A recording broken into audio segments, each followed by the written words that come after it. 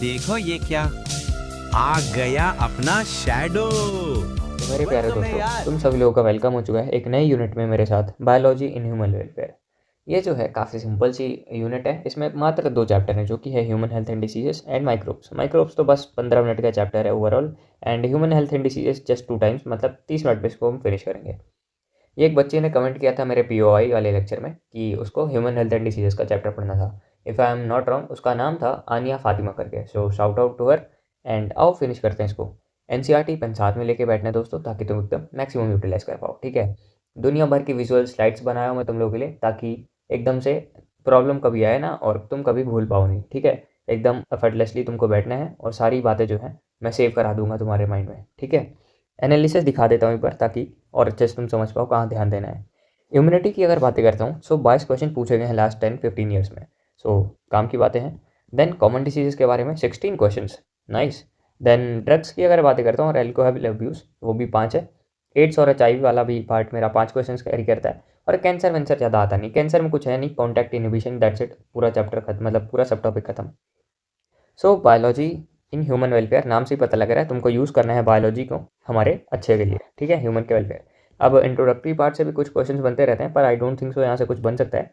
But इसलिए एक बार मैं तुमको समरी सुना देता हूँ। यहाँ पे ये बताया जा रहा है कि जो बायोलॉजी थी, बेसिकली इसको हम फॉर्मलाइज्ड डिसिप्लिन एक मानते थे नेचुरल साइंस की, दैट्स इट। और ज़्यादा कुछ था नहीं, क्योंकि बायोलॉजी को हम ज़्यादा रिलेट नहीं कर पा रहे थे पहले, कि हाँ भाई सामने से शरीर है, दैट्स इट। उसके बाद सेल क्या है, टिश्यू क्या है, इतना डिटेल नहीं गए थे हम। वो तो बाद में 20वीं सेंचुरी में आया इलेक्ट्रॉन माइक्रोस्कोपी वगैरह। देन दुनिया भर की डिस्कवरी हुई, है ना। और ये सारी एंटीबायोटिक्स वगैरह, प्लांट ड्राइव्ड वाली बातें हैं, एनेस्थीसिया और मेडिकल प्रैक्टिसेस, सब कुछ चेंज हुई, जिसकी वजह से लाइफ एक्सपेक्टेंसी बढ़ गई, दैट्स इट। ठीक है, और यहाँ पे फिजिक्स और केमिस्ट्री के बारे में भी 2-4 शब्द बोले गए हैं कि फिजिक्स और केमिस्ट्री जो थी बायोलॉजी से पहले ज़्यादा डेवलप हो गई थी। क्योंकि सिंपल है यार, जैसे फिजिक्स है, फिजिक्स तुम लगा सकते हो, रोटेशन हो रहा है, मोशन हो रहा है ना। और धरती घूम रही है, ग्रेविटी है, एप्पल ऊपर फेंक रहे हो सर में गिर रहा है ना। और केमिस्ट्री की बातें करता हूँ, सिंपल सा पहले के लोग क्या करते थे, चूना जो होता है ना, कैल्शियम कार्बोनेट, उसको करते थे। सो बुलबुले छोड़ रहा है, CO2, मिल्की, ऐसी बातें चेंज हो रहा है। सो ये काफ़ी ज़्यादा जो थी बातें, काफ़ी ज़्यादा पहले डिस्कवर कर गई थी। अब यहाँ पे आते हैं हमारे MS स्वामीनाथन जी। सो MS स्वामीनाथन क्या कहते हैं, देखो। सो MS स्वामीनाथन कह रहे हैं कि मैं पैदा हुआ था अगस्त 1925, कुंभकर्ण तमिलनाडु के एक ज़िले में। ठीक है, मेरा नाम स्वामीनाथन है। आज मैं तुम्हें बताने वाला हूँ कि मेरी महारत किस में है और मैंने क्या क्या काम किया है अपने जीवन में। सो मेरी जो महारत थी वो जेनेटिक्स और प्लांट ब्रीडिंग के अंदर थी। मैंने एक इंस्टीट्यूट या फिर रिसर्च इंस्टीट्यूट इस्टेब्लिश किया था, जिसका नाम IARI है, जहाँ पे तुम अगले चैप्टर में पढ़ोगे माइक्रोब्स में गैस कैसे बनाते हैं, ह्यूमन वो गोबर गैस, प्लांट एंड ऑल। ठीक है, फिर क्या किया, जो तुम ये रोज़ चावल और दाल वाला वैरायटी खाते हो, सो चावल की बासमती वैरायटी वो मेरे द्वारा ही डेवलप की गई थी, है ना। और उसके बाद तुमने ग्रीन रिवॉल्यूशन का भी नाम सुना होगा, वो मेरी ही देन थी मेरे भाई के साथ, जो का नाम था नॉर्वे बलरोग। ठीक है, इसके साथ मैंने क्या किया था, ग्रीन रिवॉल्यूशन वाली बातें की थी। ठीक है, और मैंने अपने बहुत से ऑनर पाए हैं अपने जीवन में, जो कि पद्म भूषण और बहुत सारे अवार्ड जो कि मुझे मिले हैं by the fellowships of the institution and excellence. ठीक है, सो मेरी कहानी क्या थी, तमिलनाडु में पैदा हुआ था 1925 में अगस्त में। मेरी एकदम एक्सपर्टीज़ थी जेनेटिक्स प्लांट ब्रीडिंग में, IARI इंस्टीट्यूट मैंने सेटअप किया था। देन क्या किया मैंने, बहुत सही, ये जो बासमती राइस है उसकी वैरायटीज़ दी, ग्रीन रिवॉल्यूशन में एक चचा के साथ मैंने मज़े मारे, और फिर मैंने पद्म भूषण जैसी चीज़ें इंजॉय की। सो ये थी हमारे MS स्वामीनाथन जी की कहानी। अभी ह्यूमन हेल्थ एंड डिसीजेस के बारे में अगर मैं स्टार्ट कर रहा हूँ, सो ह्यूमन की हेल्थ पे एक तो WHO क्या बोलता है और एक कॉमन मैन की क्या डेफिनेशन होती है। जैसे अगर मैं तुम होंगे या फिर ऐसे पुराने लोग, उनका क्या था कि एक इंसान स्वस्थ कैसे लगता है, अगर तुम अपने चाचा फूफा से दादा से पूछोगे, पापा जी ऐसा है कि आप किसी को हेल्दी कैसे कह सकते हैं, सो वो बोल देंगे बस वही हष्ट पुष्ट शरीर होना चाहिए, मजे कर रहा हो, दौड़ रहा हो, खेल रहा हो, दैट्स इट। ठीक है, पर WHO जो होता है ना, वो कहता है भाई कुछ तो अलग करना पड़ेगा ना, है ना। तो क्या कहता है, देखिए जो एक व्यक्ति है वो ह्यूमन हेल्थ जो होता है उसका, वो तो होना ही होना चाहिए, अच्छी अच्छी खेले कूदे, पर उसके साथ सोशली वेलबींग होना चाहिए, डिप्रेस्ड नहीं होना चाहिए, एकदम सेक्सुअली फिट तो तुमको पता ही होगा ही। ठीक है, सो उसने 2-4 शब्द और जोड़ दिए होशियारी दिखाने के लिए कि मैं हूँ WHO करके। ठीक है ना, सो वही वाली बात है, अब ह्यूमन के लिए बहुत ज़्यादा इंपॉर्टेंट हो जाता है, क्योंकि ये इतना ज़्यादा हॉस्टाइल इन्वायरमेंट है हमारे आसपास, इतने सारे बैक्टीरिया हैं, उसको प्रोटेक्ट करने के लिए दुनिया भर की चीज़ें चाहिए हमको। सो उसके बारे में आओ हम करते हैं। अरे थोड़ा सा रुक, हट जा भाई। दोस्तों कमेंट वमेंट कर देना अगर तुमको कुछ भी क्वेश्चन वैश्चन पूछना हुआ करे या फिर कुछ भी ऐसा है ना अगला चैप्टर के बारे में। सो यहाँ पे मैं तुमको एक छोटी सी स्लाइड दिखाता हूँ। इस स्लाइड में जैसा कि तुम देख सकते हो कि कैसे कौन सा मेरा गुड ह्यूमर हाइपोथेसिस डेवलप हुआ और कैसे हमारे सर्कुलेशन के बारे में बात हुई। सो यहाँ पे यह बताया जा रहा है कि जो हेल्थ होती है वो काफ़ी ज़्यादा लॉन्ग टाइम से कंसिडर की जाती है स्टेट ऑफ बॉडी की, खेल कूद रहा हो, मजा करे और अच्छे से रहे, ठीक है ना। ये बेसिकली हुआ क्या था, इसको कहते हैं गुड ह्यूमर हाइपोथेसिस, ठीक है ना। वैसे ही अर्ली ग्रीक्स और हिपोक्रेट्स और हमारे आयुर्वेदा का भी मानना था कि वाता पित्त वाला सिस्टम, अगर तुमने सुना हो वही है यहाँ पे, कि ब्लैक वाइल करके जो पर्सन होते हैं उनको फीवर रहता है और वो हॉट पर्सनैलिटीज़ के होते हैं। सो ये हमारा पूरा गुड ह्यूमर हाइपोथेसिस के बारे में आता है। पर हुआ क्या कि विलियम हार्ले नाम का एक चाचा था अंग्रेजी, ठीक है ना, हमारे आयुर्वेदा में इससे भी बेटर है बट स्टिल एनसीईआरटी फैक्ट याद करते हैं। विलियम हार्ले नाम का एक चाचा था जिसने बोला कि ऐसा है कि ब्लड के सर्कुलेशन की वजह से ही हॉट होता है और ना कि कुछ ऐसा। तो विलियम हार्ले ने क्या किया, डिसअप्रूव कर दिया गुड ह्यूमर हाइपोथेसिस को, जो कि हिपोक्रेट्स और आयुर्वेदा बताते थे, है ना, वाता पित्ता एंड ऑल वाली बातें। सो माइंड इन्फ्लुएंस करते थे, न्यूरल सिस्टम्स को भी इन्फ्लुएंस करता है और ये सारी बातें बताई गई। दैट्स इट, ठीक है। देन इसके बारे में क्या है, जेनेटिक डिसऑर्डर्स क्या है, इन्फेक्शन क्या है, लाइफस्टाइल कैसी रखनी चाहिए, फूड इंटेक कैसा होना चाहिए, बॉडी को अच्छे से कैसे न्यूट्रिशन प्रोवाइड करना है ताकि वो माल न्यूट्रिशन हो, उसके बारे में बात करते हैं, ठीक है। सो इस पेज में हमने क्या समरी पढ़ी है, देखिए। सबसे पहले हमने गुड ह्यूमर हाइपोथेसिस देख ली जो कि अर्ली ग्रीक्स और हमारे आयुर्वेदा सिस्टम ने दी थी, black bile, hot personality, fever, that's it. फिर आया हमारा हार्ले विल्ली नाम, मतलब विलियम हार्ले करके नाम चाचा, ठीक है। इन्होंने क्या किया कि डिसअप्रूव कर दिया good humour hypothesis, blood circulation बोला इसी की वजह से होता है, ठीक है। इसके बाद health physically mentally social wing होना चाहिए और affected by the genetic disorder, infection और लाइफस्टाइल की वजह से, ठीक है। सो हेल्थ की डेफिनेशन अकॉर्डिंग टू WHO कि भाई वो फिजिकली मेंटली सोशल विंग हर तरीके से अच्छा होना चाहिए। जस्ट बिकॉज वो बीमार नहीं है इसका मतलब ये नहीं है कि वो हेल्दी है। बहुत सारे लोग ठीक ठाक दिखते हैं पर डिप्रेस्ड रहते हैं मेंटली, सो उनकी जो एफिशिएंसी रहती है किसी काम को करने की वो ना के बराबर रहती है, ठीक है। वो होता है ना एक शकुनी जो था अपना महाभारत में, वो कहता था कि क्या तो कहता था वो कि हाँ, रणभूमि में लड़ने से पहले मनोभूमि में लड़ा जाता है। इट मीन्स कि तुम्हारा माइंड सेट अगर अच्छा है सो तुम सब कुछ कर सकते हो respective of your body and health, ठीक है। सो दोस्तों मोटिवेशन नहीं, इधर देख। सो अभी हम बात करते हैं एक्चुअल में डिसीजेस का होता है। डिसीजेस में क्या होता है कि एक इन्फेक्शियस स्टेज रहती है, एक non infectious stage. It means infectious को मैं बोल सकता हूँ बैक्टीरियल डिसीज है, फंगल डिसीज हो सकती है, राउंड वर्म हो सकता है, या फिर तुम कह सकते हो एस्केल हेलमिंथ या फिर हेलमिंथ वाली डिसीज, जितने वर्क कीड़ा टाइप से वॉर्म है ना उनकी वजह से। देन मेरा प्रोटोजोआ वाली and then viral disease. Non infectious जैसे कि कैंसर हो गए, जेनेटिक डिसऑर्डर हो गए जो कि डेफिशिएंसी लाइक डिसऑर्डर्स हैं, इनकी वजह से, ठीक है ना। और जब भी कोई डिसीज आती है उसको तुमको साइंस मिलते हैं जो कि ऑब्जर्वेबल हैं बेसिकली, ठीक है, उन्हीं को हम सिम्टम्स कहते हैं। सो सिम्टम क्या है, बीमारी होने के कारण जो भी आपको ऑब्जर्वेबल साइंस दिखते हैं बॉडी के अंदर, ऑल दीज उनको हम सिम्टम कहते हैं। कॉमन वाली बातें हो गई दोस्तों। फिर यहाँ पे बैलेंस डाइट वाली बातें हैं, पर्सनल हाइजीन, रेगुलर एक्सरसाइज करो, इंपॉर्टेंट है, गुड हेल्थ के लिए योगा करो, वही वाली बातें हैं। अवेयरनेस अबाउट द डिसीजेस फैलाओ, ठीक है, और अच्छे से फंक्शन हो इसके लिए वैक्सीनाइजेशन और भी बहुत सारी बातें तुम करते हो और हाइजीन मेंटेन करने के लिए, वही बेसिकली अवेयरनेस। एडवर्स इफेक्ट जो रहता है, मोर देन वन ऑर्गन या फिर कुछ भी सिस्टम बेकार रहता है, सो कुछ अपेरेंस होते हैं साइंस के, उसको हम क्या कह रहे हैं, सिम्टम्स कह रहे हैं, ठीक है। सो इन्फेक्शियस नॉन इन्फेक्शियस भी बता ही चुका हूँ मैं तुमको, इसलिए ट्रांसमिटेड रहेंगे from the one person to another, AIDS are fatal and non infectious वाली डिसीजेस है, ठीक है। सो अभी मैं तुमको अकॉर्डिंग टू प्रायोरिटी फिनिश कराऊंगा। सबसे पहले हम पार्ट फिनिश करेंगे इम्यूनिटी का। इम्यूनिटी से तुम क्या समझते हो दोस्तों, कि वही है दोस्तों कि जो तुम्हारी बॉडी है वो अकॉर्डिंग टू अपना जो भी है सिस्टम वो खुद ही ट्रीट कर लेगी या उसको ज़्यादा दिक्कत है नहीं। अब डिपेंडिंग ऑन इसमें क्या हो सकती है, एक तो तुम्हें फ्री में कोई एंटीबॉडीज़ दे दे या फिर तुम खुद एंटीजन से एंटीबॉडी जनरेट कराओ। सो तुम क्या चूज़ करोगे, बैठे बैठाए भाई काम करना है या फिर कुछ एक्चुअल में काम करना है, ठीक है। अगर ऐसे ही भाई टाइम पास वाली एंटीबॉडी चाहिए तो उसको हम इम्यूनेट बोलेंगे, कि कुछ किया नहीं फिर भी मिल गई है फ्री में, ठीक है ना। Basically as a gift parent देता है अपने बच्चे को, ठीक है। देन एक्वायर्ड इम्यूनिटी की अगर बातें करता हूँ, सो एक्चुअल में तुमने इसमें अपनी मेहनत की है, मतलब कि एंटीजन से एंटीबॉडी बनाई है अपने अंदर, समझ आया। इननेट इम्यूनिटी क्या है, सिंस बर्थ ही रहती है ये और कोई भी मेमोरीज में नहीं रहता, नॉन स्पेसिफिक है। इननेट इम्यूनिटी में कुछ फिजियोलॉजिकल बैरियर्स हैं जैसा कि तुम देख सकते हो यहाँ पे, ठीक है। सो सबसे पहले आएगा कौन सा, मेरा रुको, सबसे पहला फिजिकल बैरियर मेरे हिसाब से होना चाहिए स्किन के साथ होगा म्यूकस की coating, then epithelium lining, RI और जीआई ट्रैक्ट और यूरोजेनाइटल। ये करती क्या है, बेसिकली हेल्प करेंगी ट्रैप करने में, माइक्रोब्स को एंटर नहीं करने देंगी बॉडी के अंदर, कॉमन सेंस है। जैसा कि तुम इस स्लाइड में देख सकते हो काफ़ी प्यार से, फिजियोलॉजिकल बैरियर एसिड हो सकता है हमारे पेट का, ठीक है, अगर चले भी गए हैं बैक्टीरिया तो लपेट दिया जाएंगे। और सलाइवा और टीयर्स, सलाइवा और टीयर्स को तुम ऐसे याद कर सकते हो, बहुत सारे जो जंगलों में रहने वाली उनके पास इतना एडवांस चीज़ें हैं नहीं, सो इन्हीं सब का यूज़ करते हैं फिजियोलॉजिकल बैरियर्स।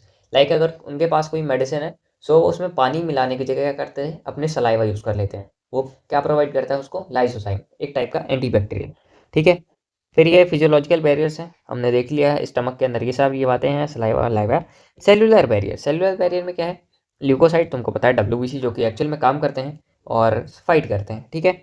इसके बाद हमने पीएमएनएल के बारे में देख लिया, इंपॉर्टेंट है, मैसेज द कॉलम में आ सकता है। पीएमएनएल कौन से सेल्स होते हैं, डब्ल्यूबीसी, आरबीसी या फिर न्यूट्रोफिल्स या फिर और कुछ, ठीक है। सो तुम्हारा ऑप्शन करेक्ट होगा न्यूट्रोफिल्स, ठीक है। इसको हम पॉलीमॉर्फोन्यूक्लियर ल्यूकोसाइट कहते हैं, ठीक है। सो मोनोसाइट और नेचुरल किलर सेल्स, मैक्रोफेजेस और बहुत सारी बातें होती हैं। हमने ह्यूमन रिप्रोडक्शन में मैक्रोफेज का क्या काम देखा था, फैगोसाइटिक है, इवन स्पर्म्स को भी खा जाता है, ठीक है। ये वाली हमने बात की है। और एन के सेल्स वही मेरे नेचुरल किलर सेल्स जो कि नॉन फैगोसाइटिक है, ठीक है।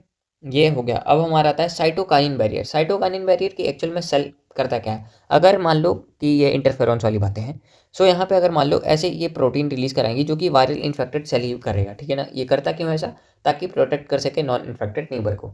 सो इंटरफेरॉन कुछ नहीं है दोस्तों, जब भी एक मर रहा होता है इंसान, ठीक है, या फिर सेल, तो ऐसा चिल्लाता है, भाई देख ले, बच के रहना, वायरल इन्फेक्टेड प्रोटीन आ चुका है, मेरे को लपेट दिया है, तेरे को भी लपेट देगा, इसलिए थोड़ा अलर्ट हो जा। ऐसा करके वो वार्निंग देते देते खुद मर जाता है। दैट्स इट, इंटरफेरॉन यही है, ठीक है। सो और क्या देखना है दोस्तों, हाँ हमने ये तो देख लिया है कि इननेट इम्यूनिटी नॉन स्पेसिफिक है, इनबॉर्न है और कोई भी मेमोरी नहीं है इसमें, ठीक है। ये सारी बात हमने देख ली। एक्वायर्ड इम्यूनिटी में क्या है, डेवलप होगी by the exposure to antigen, ठीक है। हाईली स्पेसिफिक रहेगी सेल्फ और नॉन सेल्फ में, नॉन सेल्फ है तो लपेट दिया जाएगा, ठीक है। जैसे कि ग्राफ्ट रिजेक्शन वाली बातें वो इसी के कारण होती है, ठीक है। मेमोरी की अगर मैं बातें करता हूँ, प्राइमरी वाला जो है काफ़ी ज़्यादा लो रिस्पॉन्स हो सकता है, धीरे धीरे बॉडी बनाएगी एंटीबॉडी एंड देन एक्ट करेगी। वेर अगर सेकेंडरी रिस्पॉन्स की बातें करता हूँ, अगर सेम गलती से भी आ गया तो उसका बॉडी कुत्ता बना के मारती है उसको, ठीक है। सो बहुत गंदे तरीके से सेकेंडरी रिस्पॉन्स में एक्टिव रहता है। एमनियोस्टिक रिस्पॉन्स भी इसको कहते हैं, बहुत फास्ट रिस्पॉन्स है। देन आता है मेरा एक्वायर्ड में ह्यूमोरल या फिर सीएमआई, जो कि होता है सेल मीडिएटेड इम्यूनिटी। जैसा कि तुम देख सकते हो, ह्यूमोरल इम्यूनिटी नाम से पता चल रहा है, ह्यूमर लग रहा है ये, है ना, बुद्धि है इसके पास। बुद्धि होने का क्या मतलब है, कि वो सोच समझ के काम करेगी, ऐसा नहीं कि कुछ भी गंदा, है ना। सो यहाँ पे क्या है, एक्टिवेशन एंटीबॉडी की है। सो बी प्लाज्मा के सेल्स रहेंगे, मेमोरी सेल्स है, सीक्रेट करेगी एंटीबॉडी ब्लड प्लाज्मा के अंदर, ठीक है। सो ये क्या है, बेसिकली बी लिम्फोसाइट वाले एंटीबायोटिक मीडिएटेड है, ठीक है, एंटीबॉडीज है। देन सेल मीडिएटेड की अगर मैं बात करता हूँ, सो सेल मीडिएटेड में क्या है, थोड़ा सा ये बैल बुद्धि जैसी है, ठीक है ना। इसका मतलब इस ये ना आओ देखती है ना ताओ, जो भी आ रहा है लपेट दो, ठीक है। हाईली स्पेसिफिक होने के कारण सेल्फ और नॉन सेल्फ पे रिकॉग्नाइज कर लेगी। सो अगर इसको लगता है कभी भी गलती से कि ये तो नॉन सेल्फ है, तुमने किडनी ट्रांसप्लांट कर लिया बेटे, धोखेबाजी नहीं, मैं ब्रेकअप नहीं करूंगा, सीएमआई कहता है अपनी पुरानी किडनी के साथ, तुमने ऐसा नया कैसे ला लिया। सो ये क्या करता है, बेसिकली क्राफ्ट रिजेक्शन वगैरह आते हैं जो है, वहाँ पे इसका रोल रहता है। टी लिम्फोसाइट और T helper cell, T killer cells, ये सारे जो है यहाँ पे एक्टिव रहते हैं। सो क्राफ्ट रिजेक्शन कैसे होंगे, सेल मीडिएटेड, बिना बुद्धि के, ठीक है। ह्यूमरल मेरा अच्छा है, बी लिम्फोसाइट, दैट्स इट, ठीक है। बाकी हमने देखा है, फिर हम क्या करते हैं, एड्रिनल ग्लैंड के कॉर्टिसोल के हार्मोन्स हार्मोन्स जो भी हैं उनको यूज़ करते हैं इम्यूनो सप्रेसेंट देके, और फंगस भी यूज़ करते हैं हम, ट्राइकोडर्मा साइक्लोस्पोरिन, जो कि एक इम्यूनो सप्रेसेंट है, ठीक है। बेसिकली अब सीएमआई को सप्रेस भी तो करना पड़ेगा, भले ये काफ़ी ज़्यादा हेल्पफुल है, पर अगर इंसान को जिंदा रहना है, सो किडनी तो ट्रांसप्लांट कर लिया उसने, सो ग्राफ्ट रिजेक्शन ना हो पाए इसके लिए क्या करते हैं, एड्रिनल ग्लैंड के जो कॉर्टिसोल वाले हार्मोन्स हैं उनको यूज़ किया जाता है as a immunosuppressant. And अभी हम अगले चैप्टर में पढ़ेंगे ट्राइकोडर्मा साइक्लोस्पोरिन, जो कि इम्यूनोसप्रेसेंट है, ठीक है। सिंपल सी बातें हैं, देख लिया है हमने। और हम बात करते हैं एक्वायर्ड इम्यूनिटी में हमारे एक्चुअल में एंटीबॉडी जो कर रहे हैं वो है क्या, ये गामा ग्लोब्यूलिन है, जो कि इम्यूनोग्लोब्यूलिन है, ठीक है। ये वाई शेप्ड का एक प्रोटीन है जो कि 4 पॉलीपेप्टाइड्स की चेन रहेंगी, 2 हैवी 2 लाइट, ठीक है। लाइट वाली ऐसी हाफ रहेंगी और हैवी वाली ये टोटल, ठीक है। और डाइसल्फाइड के बॉन्ड रहेंगे इनके बीच बीच में, ताकि ये अच्छे से काम कर सकें, ठीक है। जो है वो क्रिस्टलाइजेशन वगैरह जो है वैसे रहते हैं, ठीक है। अभी हम बात करते हैं एक्चुअल में ये जो कैसे काम कर रहा होता है मेरा एंटीबॉडीज़ में, कौन कौन सी एंटीबॉडी तुमको मिलती है फ्री में इननेट वाली, और कौन सी तुम एक्वायर करते हो मेहनत करके, ठीक है। सो देखो, सबसे पहले अगर एक्टिव उसको कहता हूँ मैं, जो कि एक्वायर्ड रहती है बाय द बॉडी, एंटीजन का रोल रहता है, पैसिव में एंटीजन का रोल नहीं रहता है, फ्री में मिलती है, ठीक है। सो अगर तुमको मैं ऐसा पेरेंट की तरह गिफ्ट करता है, मतलब कोई तुम्हारा पेरेंट ही बेसिकली तुमको गिफ्ट कर रहा है, ठीक है, एंटीबॉडीज, तो तुम क्या करोगे, फ्री में मिलती है, एंटीजन जो है वो जनरेट करेगा नहीं मेमोरी, नॉन स्पेसिफिक है, ठीक है। सो ये बातें हो गई। एक्वायर्ड इम्यूनिटी में मेरा एक तो एक्टिव इम्यूनिटी, एक पैसिव इम्यूनिटी आता है। एक्टिव इम्यूनिटी में एक तो आर्टिफिशियल वैक्सीन जो तुम लगवाते हो, है ना, जैसे कोरोना वायरस वगैरह हो गया, ठीक है, उसमें क्या है कि एन्यूटेटेड, मतलब कि आधा हीट किल्ड वाला या फिर लोअर वर्जन तुम डाल लेते हो, उसको एन्यूटेटेड वायरस या फिर वैक्सीन कहते हैं, ठीक है। वो वाली बातें हो गई। एक तो फिर नेचुरली इन्फेक्शियस हो गया भाई, कुछ हो गया तुमको, ठीक है ना, नेचुरली, सो ये तुम्हारी बॉडी काम करेगी। सो इसमें वो क्या, बॉडी खुद से जनरेट करती है और इसके लिए मेमोरी फॉर्म करेगी। वेयर अगर मैं पैसिव की बातें करता हूँ तो इसमें रेडीमेड बच्चे को पेरेंट गिफ्ट करता है, बच्चे को पेरेंट गिफ्ट करता है, ठीक है। सो जैसा कि तुम समझ सकते हो, इसमें नेचुरल मैटरनल आईजीजी जो है, जो कि क्रॉस करेगी प्लेसेंटा मदर मिल्क, और दूसरी है एंटीबॉडी आईजीए करके, ठीक है, जो कि फ्री में मिलती है बाद में मदर। आर्टिफिशियल पैसिव इम्यूनाइजेशन की बातें करता हूँ यहाँ पे। आर्टिफिशियल में यहाँ पे पैसिव इम्यूनाइजेशन का मतलब है कि बहुत ज़्यादा इमरजेंसी में, जैसे स्नेक बाइट कर लिया है या फिर टेटनस जैसी प्रॉब्लम्स, अगर तुमको आयरन रॉड बेसिकली लग गया है तो तुम एंटी टेटनस वगैरह लगाते हो ताकि बुद्धि जो है सही रहे, पागल ना हो जाए इंसान, ठीक है। सो एंटी वेनम और एंटी टेटनस वाली बातें जब भी होती हैं वो पैसिव रहती हैं, वो वैक्सीन जो है इमीडिएट रहती हैं, एंटीबॉडीज, दैट्स इट, ठीक है। सो आओ अभी तुमको याद कराता हूँ मैं एंटीबॉडीज़ को। एंटीबॉडीज़ को याद करने के लिए तुम आईजीजी का यूज़ कर सकते हो। आईजीजी को अगर मैं थोड़ा सा ऐसा कन्वर्ट करूँ हिंदी में, सो आईएजी है ना, आईएजी है ना, सो आईएजी का है, सो तुम खुद ही बुला रहे हो, so most of the body के अंदर जो चीज़ तुम बुलाओगे वही आएगी। इट मीन्स कि 80% ऑफ द जो बॉडी के अंदर है स्मॉलेस्ट एंटीबॉडी मोस्ट अबंडेंट यही होंगी, ठीक है, जो कि क्रॉस कर सकती है, सबसे छोटी है तो क्रॉस तो कर ही लेगी प्लेसेंटा को। और इसी की वजह से वो एरेथ्रोब्लास्टोसिस फीटोलिसिस वाली जो बातें हैं वो आती हैं, पर यहाँ पे अभी इसको साइड करते हैं। रट गया, आईएजी 80% प्लेसेंटा क्रॉस करेगी, सबसे छोटी रहेगी। इसके बाद आईएजी के बाद ए आता है, ठीक है। अब तुम बुला रहे हो किसको, ए को।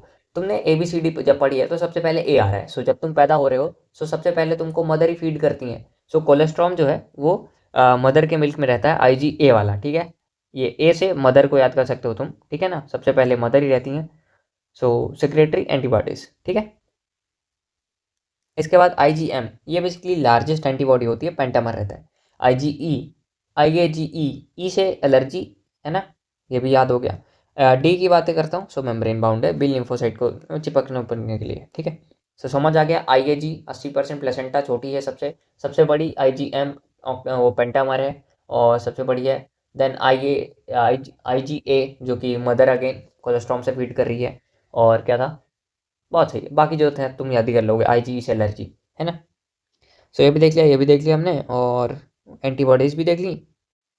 फिर अभी आता है मेरा एक वैक्सीनेशन पार्ट। वैक्सीनेशन तुमको पता ही है, बहुत सिंपल सी बातें हैं कि कोई भी तुमने ऐसा पैथोजन या फिर कुछ भी वायरस टाइप सा लिया और उसको थोड़ा सा वीक कर दिया, ठीक है ना, मतलब ये जो अंग्रेजी से लिखा हुआ है काफ़ी ज़्यादा यूज़ कर देते हैं एजर्शन बेस्ड बनाने के लिए ताकि तुम थोड़ा सा कंफ्यूज हो जाओ, बट दिक्कत नहीं लेना है, बस इसका मतलब होता है एटीन्यूटेड का मतलब कि जिंदा है पर इतना ज़्यादा स्ट्रॉन्ग नहीं है कि तुम्हें हार्मफुल एक्चुअल में कर सके कुछ, ठीक है। सो ये वाली बातें हो गई। सो तुम्हारी बॉडी एंटीजन जो रहता है वो एंटीबॉडी खुद जनरेट कर सकता है उस पर्टिकुलर पैथोजन के लिए, और हेंस वो क्या करेगा, मेमोरी जनरेट करेगा इस पर्टिकुलर वायरस के लिए, ठीक है। और जब ये वायरस के लिए कर लेगा अपना, तो सेकेंड रिस्पॉन्स अगर होता है यही वाला कीड़ा आएगा तुम्हारे अंदर, तो तुम्हारी बॉडी एकदम से एमनेस्टिक रिस्पॉन्स देकर उसको उड़ा देगी with in a few weeks, ठीक है। अब यहाँ पे कौन कौन सी वैक्सीन हमने देखी है एक्चुअल में, हमने बचपन में पोलियो का वैक्सीन देखा है, समझ रहे हो ना। गांव गांव में तो बहुत से लोग ऐसे जाते हैं और पिलाते भी थे, ठीक है। DPT तुमको पता है, डिप्थेरा पेट्रोसिस और टिटनेस का भी होता है। हेपेटाइटिस बी वैक्सीन के बारे में ये याद रखना है कि ये ईस्ट से डेवलप की गई थी और रिकॉम्बिनेंट DNA टेक्नोलॉजी का यूज़ हुआ था, दैट्स इट, ठीक है, पता लग गया। और NCERT में इकट्ठे कराता हूँ ये सारा पार्ट फिनिश करा के, थोड़े थोड़े से मज़ा नहीं आ रहा। और एलर्जीज़ का भी हमने देख लिया है, एक्सरेटेड रिस्पॉन्स है, तो हाइपर सेंसिटिव रिस्पॉन्स होता है बेसिकली। तो इसमें क्या होगा कि जो मास्ट सेल के हिस्टामिन और सेरोटोनिन के सिक्रिएशंस है ये काफ़ी ज़्यादा बढ़ जाता है। इट मीन्स कि इन्फ्लेमेशन जैसी चीज़ें और हाइपर रेडनेस, समझ रहे हो ना, हाइपर फीवर हो जाएगा और ऐसी हरकतें होती हैं। जैसे अगर मैं तुमको कुछ एग्जांपल दूँ एलर्जीज़ के, सो हेडे फीवर भी होता है, ठीक है, वो वाला। तो ये हो गया एक अस्थमा वाला हो गया, और एक एनाफाइलेटिक शॉक भी होता है जो कि फेटल टू डेथ होता है। And I don't think so ये तुम्हारे एग्जांपल एक्चुअल में काम आएंगे, क्योंकि एलर्जी से बस इतना ही है कि इतना ही मास सेल जो है ओवर रिस्पॉन्स दे दिया है जिसकी वजह से तुमको ये ड्रग लेना है, दैट्स इट, ठीक है। एलर्जेंस क्या हो सकते हैं, वही बहुत सारे हो सकते हैं, चाहे तो तुम्हें डस्ट से दिक्कत हो या फिर पॉलन से ले सकते हो, या फिर कुछ लोग एनिमल के फर से भी सेंसिटिव होते हैं। सो ये सारी बातें हो जाती हैं, ठीक है। तो अभी मैंने क्या किया है, मान लो कि कोई तुम्हारे पास पेशेंट आता है, तुम बैठे हो एकदम है ना ओपीडी पे, और वो कहता है सर ऐसा है कि मैं बैठता हूँ जब भी मेरे को पॉलन आता है और कुछ ऐसा था, सो मेरी बॉडी अजीब तरीके से स्नीजिंग एंड इन्फ्लेमेशन होने लगता है ना, उसने बताया। सो तुम ऐसे ही गेस मार दिए कि अच्छा इसको एलर्जी वाला सिस्टम है। आओ, तुमने उसको पर्चा निकाला अपना, लो लो बेटा एंटी हिस्टामिन ले लो, स्टेरॉइड ले लो और एपिनेफ्रिन ले लो, ठीक है। और अभी ऑटो इम्यूनिटी की बातें कर रहे हैं, नाम से ही पता लग रहा है ऑटो है, खुद से ही कर रहा है। इम्यूनिटी तुमको पता है, बस ये क्या है कि खुद की इम्यूनिटी खुद को ही लपेटे जा रही है, इसीलिए हम क्या कहेंगे, इसको ऑटो इम्यून डिसऑर्डर्स कहेंगे। बहुत सही। जैसे हमारे पूरे भी इस चैप्टर में बस तो रिमेटॉइड अर्थराइटिस का नाम है, पर हमने माइस्थेनिया ग्रेविस भी देखा है और ग्रेव्स डिसीज़ भी देखा है ना। ये मेरा केमिकल में है और ये myasthenia gravis I think so उसमें है लोकोमोशन, ठीक है। सो ये 3 डिसऑर्डर हैं एक्चुअल में, ओके। अब अर्थराइटिस तो तुमको पता ही है क्या होता है, बेसिकली कुछ भी ऐसा गाउट वाली जैसी प्रॉब्लम की, चाहे कोई भी जॉइंट रिलेटेड संबंधित चीज़ है, अर्थराइटिस होता है, ठीक है। उसके आगे लिखा है रोमेटॉइड, तो समझ जाओ तुम, अफेक्ट करेगा ये। माइस्थेनिया ग्रेविस ये भी मसल वगैरह से रिलेटेड है, ठीक है। सो न्यूरोमस्कुलर जंक्शन को अफेक्ट करेगा। ग्रेव डिसीज एक्सोप्थेल्मिक गोइटर है, सो TSH वाली बातें हैं ना, कि थायराइड पे अच्छे से काम नहीं हो रहा है, और ये कुछ एग्जाम्पल्स हैं, ठीक है, और भी। देन आता है हमारा लिम्फोइड ऑर्गन। लिम्फोइड ऑर्गन से तुम क्या समझते हो, दुनिया भर का लिम्फेटिक वेसल्स और लिम्फ नोड्स जो कि काम करती हैं पैथोजन जब भी आता है तो उसको लपेटने के लिए, और तुमको तो पता ही है सब कुछ। सो लिम्फोइड ऑर्गन में क्या है, बहुत सही। एक तो मेरा प्राइमरी ऑर्गन्स होते हैं लिम्फोइड ऑर्गन, दूसरा होता है सेकेंडरी लिम्फोइड ऑर्गन। जो प्राइमरी लिम्फोइड ऑर्गन है, सो ये प्राइमरी काम करेंगे। प्राइमरी काम क्या होता है, लिम्फ का या फिर लिम्फोसाइट्स का प्रोटेक्ट करना। सो प्रोटेक्ट करने के लिए कौन से सेल होने चाहिए, बहुत सही, बी लिम्फोसाइट और टी लिम्फोसाइट। सो प्राइमरी में आएगा मेरा सबसे पहले बोन मैरो। बोन मैरो क्या करता है कि तुम्हारा बी लिम्फोसाइट और टी लिम्फोसाइट दोनों को जनरेट करेगा, पर यहाँ पे मैच्योर और जनरेट बस बी वाला होता है, टी वाला जनरेट तो हो रहा है पर मैच्योर नहीं हो रहा है, ठीक है। अब ये टी लिम्फोसाइट कहाँ तुम्हारा मैच्योर होगा एक्चुअल में बनने के बाद, वो होगा तुम्हारा थाइमस के अंदर। सो थाइमस का यहाँ पे रोल आता है। बाद में तुमने अगर केमिकल वाला चैप्टर देखा हो, उसमें मैंने बताया कि जो थाइमस होता है उसको मैं प्यार से एजिंग ग्लैंड को बोलता हूँ, ठीक है। अब एजिंग ग्लैंड इसको क्यों कहा जा रहा है, क्योंकि वो विद द एज के साथ साथ श्रिंक होने लगता है। अब श्रिंक होने लगेगा तो टी लिम्फोसाइट तुम्हारा अच्छे से डेवलप नहीं करेगा, मैच्योर नहीं होगा। इट मीन्स कि तुम थोड़ा वल्नरेबल हो जाते हो बीमार होने के, क्योंकि ये जो वाली सेल मीडिएटेड वाली इम्यूनिटी है वो थोड़ी सी वीक होने लगती है इन ओल्ड एजेस, ठीक है। सो बोन मैरो वाली जो बात है वो ह्यूमरल इम्यूनिटी का पार्ट है। पल्ले पड़ गया दोस्तों, प्राइमरी में बोन मैरो दोनों को पैदा करेगी, मैच्योर बस बी को करेगी, टी नहीं होता मैच्योर बोन में।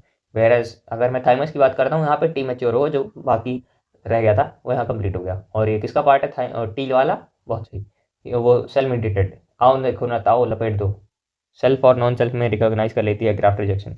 सेकेंडरी क्या है, हाँ, सो ग्रेवयार्ड ऑफ RBC स्प्लीन हो जाएगा, और भी बहुत सारी लिम्फ नोड्स, टॉन्सिल्स और माल्ट।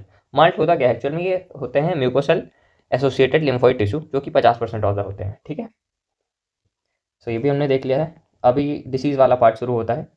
नीचे 3 चैप्टर है एंड नीचे 3 पेजेस है और ऊपर 3 पेजेस है।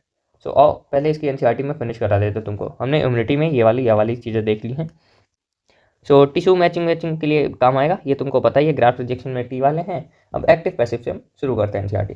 जो होस्ट होता है वो एक्सपोज रहता है एंटीजन से, ताकि वो एक्टिव इम्यूनिटी बना पाए, ठीक है। एक्टिव इम्यूनिटी क्या है, एक बेसिकली स्लो रिस्पॉन्स है, टाइम लेता है पर एकदम फुल इफेक्टिव है। सेकेंड टाइम पे तो वो एकदम समझ रहे हो ना, प्राइमरी रिस्पॉन्स तो लेट रहता है पर सेकेंडरी बहुत फास्ट रहता है। सो सेकेंड टाइम अगर सेम बीमारी होती तो जल्दी ठीक हो जाओगे। और ये क्या है, वैन रेडीमेड, अगर मान लो मैंने तुमको ऐसा रेडीमेड एंटीबॉडीज़ दे दी, तुम्हारा जो पेरेंट होता है तुमको रेडीमेड ही देता है ना, वो ले लो। एक तो वो हो गया एग्जाम्पल, और फिर तुम जाके इमरजेंसी वाली एंटीबॉडीज जैसे स्नेक वेनम आ गया और टिटनेस वाली बातें हो गई, वो जो है उसके लिए तुम पैसिव इम्यूनिटी बोल दोगे, सिंपल। और अभी मैंने तुमको बताया जो पेरेंट दे रहा है तो कोलेस्ट्रॉम देगा सबसे पहले, और कोलेस्ट्रॉम में प्लेसेंटा वाले IgG करके 80% तुम बुलाते थे खुद, और सबसे पहले अल्फ़ाबेट गए और सबसे पहले मम्मी जी फीड कराती हैं कोलेस्ट्रॉम, ठीक है। ये भी ए भी हो गया, IgG का भी मैंने रोल बता ही दिया है, और प्लेसेंटा से ये वाली बातें हो गई, और सेम एग्जाम्पल है ये पैसिव इम्यूनिटी के, समझ आ गया। अभी वैक्सीनाइजेशन, इसमें होता क्या है, प्रिंसिपल ऑफ इम्यूनाइजेशन का यूज़ किया जाता है, या फिर वैक्सीनेशन का। ये क्या करेगा कि मेमोरी जनरेट कराएगा। मेमोरी क्यों जनरेट कराने, ताकि हमारी बॉडी के अंदर पड़ा रहे स्टोरेज, कि कैसे किस पैथोजन को कैसे डील करना है, ठीक है। और मेमोरी तो तुमको पता ही है कौन क्या जनरेट करेगा। इन केस जैसे स्नेक बाइट हो गया है ना, स्नेक बाइट में तो पैसिव इम्यूनाइजेशन ही होता है एक तरीके से, ठीक है, एंटीबॉडी लेता तो ये भी हमने देख लिया है। देन हेपेटाइटिस की बी वैक्सीन जो है इससे डेवलप हुई है, और ठीक है, ये भी हमने देख लिया। एलर्जीज में क्या है कि सम ऑफ द सेंसिटिव पार्टिकल रहते हैं कुछ लोग कुछ चीज़ों के लिए, जैसे पॉलन हो गए, माइट्स हो गए, है ना। तो अब ये क्या है, एक एक्जरेटेड रिस्पॉन्स है। वो एनसीईआरटी क्या लिख रही है, एलर्जी के लिए एक एक्जरेटेड रिस्पॉन्स है इम्यून सिस्टम का। कब? क्योंकि जो सर्टेन एंटीजेंस होते हैं, अगर एंटीबॉडी कर देगा तो गलत हो जाएगा, ध्यान देना है, ओके। जो सर्टेन एंटीजेंस होते हैं वो क्या है, इन्वायरमेंट में एलर्जी को कॉज कर सकते हैं, ठीक है। Substance to which such response is produce, उसको हम एलर्जेंस कहते हैं। वही बेसिकली एलर्जी कॉज करने वाले सारे फैक्टर्स जो है एलर्जेंस कहलाएंगे। एंटीबॉडीज प्रोड्यूस करेंगे, और आईजीई टाइप और इधर भी ई, ठीक है, ये भी देख लिया है। और मास्ट सेल का भी रोल देख लिया। हिस्टामिन और सेरोटोनिन लपेट के बहुत ज़्यादा कर रही है सिक्रीशन, तो वो वाली दिक्कत है, इसीलिए हम ड्रग दे देते हैं, यही सारी बात है, ठीक है। ऑटो इम्यूनिटी वही है कि समटाइम्स होता क्या है कि जेनेटिक या फिर कोई अननोन रीजन की वजह से बॉडी खुद के ही सेल्स को अटैक करने लगती है, और होगा क्या कि डैमेज करेगा खुद की बॉडी को। सो इसी को हम ऑटो इम्यून डिसीजेस कहते हैं, जैसे रोमेटॉइड अर्थराइटिस, ठीक है। अभी इम्यून सिस्टम का बहुत अच्छा सा पार्ट है हमारा, जो कि है लिम्फोइड ऑर्गन्स वाला पार्ट, ठीक है। सो लिम्फोइड ऑर्गन्स क्या है, बेसिकली ऑर्गन जो कि बहुत सारा मेच्योर होने पे प्रोलिफरेट करते हैं लिम्फोसाइट जैसे सेल्स, ठीक है। प्राइमरी लिम्फोइड ऑर्गन्स जैसे कि हो गया मेरा bone marrow and thymus. Immature lymphocyte जो रहता है वो डिफरेंशिएट करते हैं, मतलब मेच्योर होते हैं, ठीक है। एंटीजन सेंसिटिव लिम्फोसाइट जो है आफ्टर मेच्योरेशन लिम्फोसाइट बनेगा और माइग्रेट करेगा कहाँ पे, सेकेंडरी लिम्फोइड ऑर्गन्स पे, जैसे कि स्प्लीन हो गया, और भी बहुत सारी जगह पे, ठीक है। ये वही एग्जाम्पल्स लिखे हैं जो मैंने बताए हैं। Then appendix secondary lymphoid organs जो रहता है बेसिकली प्रोवाइड करेगा साइट इंट्रैक्शन और लिम्फोसाइट्स के लिए, ताकि वो जब भी बीमारी लगे तो काम कर सके। इसलिए तुमने देखा वो बहुत सारी बीमारियों में लिम्फ नोड जो रहती है स्वेलअप हो जाती है, क्यों? क्योंकि वहाँ पे एक्टिव ऐसा फाइट चल रही होती है पैथोजन और लिम्फोसाइट के बीच, ठीक है। ये वाली बातें भी हमने देख ली। बोन मैरो क्या है, मेन लिम्फोइड ऑर्गन है जहाँ पे सब कुछ इंक्लूडेड है और प्रोड्यूस होगा। थाइमस जो है मेरा एक लोब्ड ऑर्गन है, जो कि centre near the centre of the heart या फिर नियर द हार्ट तुम कह सकते हो, ठीक है, वहाँ पे है। और ये क्या है, beneath the breast bone, breast bone के नीचे, तुमको पता है ना, अरे डायग्राम दिखाना पड़ेगा क्या। देखो जैसे मान लो तुम्हारी बॉडी है, सो यहीं पे ऐसा ऐसा वाला तितली सा बना हुआ रहता है, ठीक है।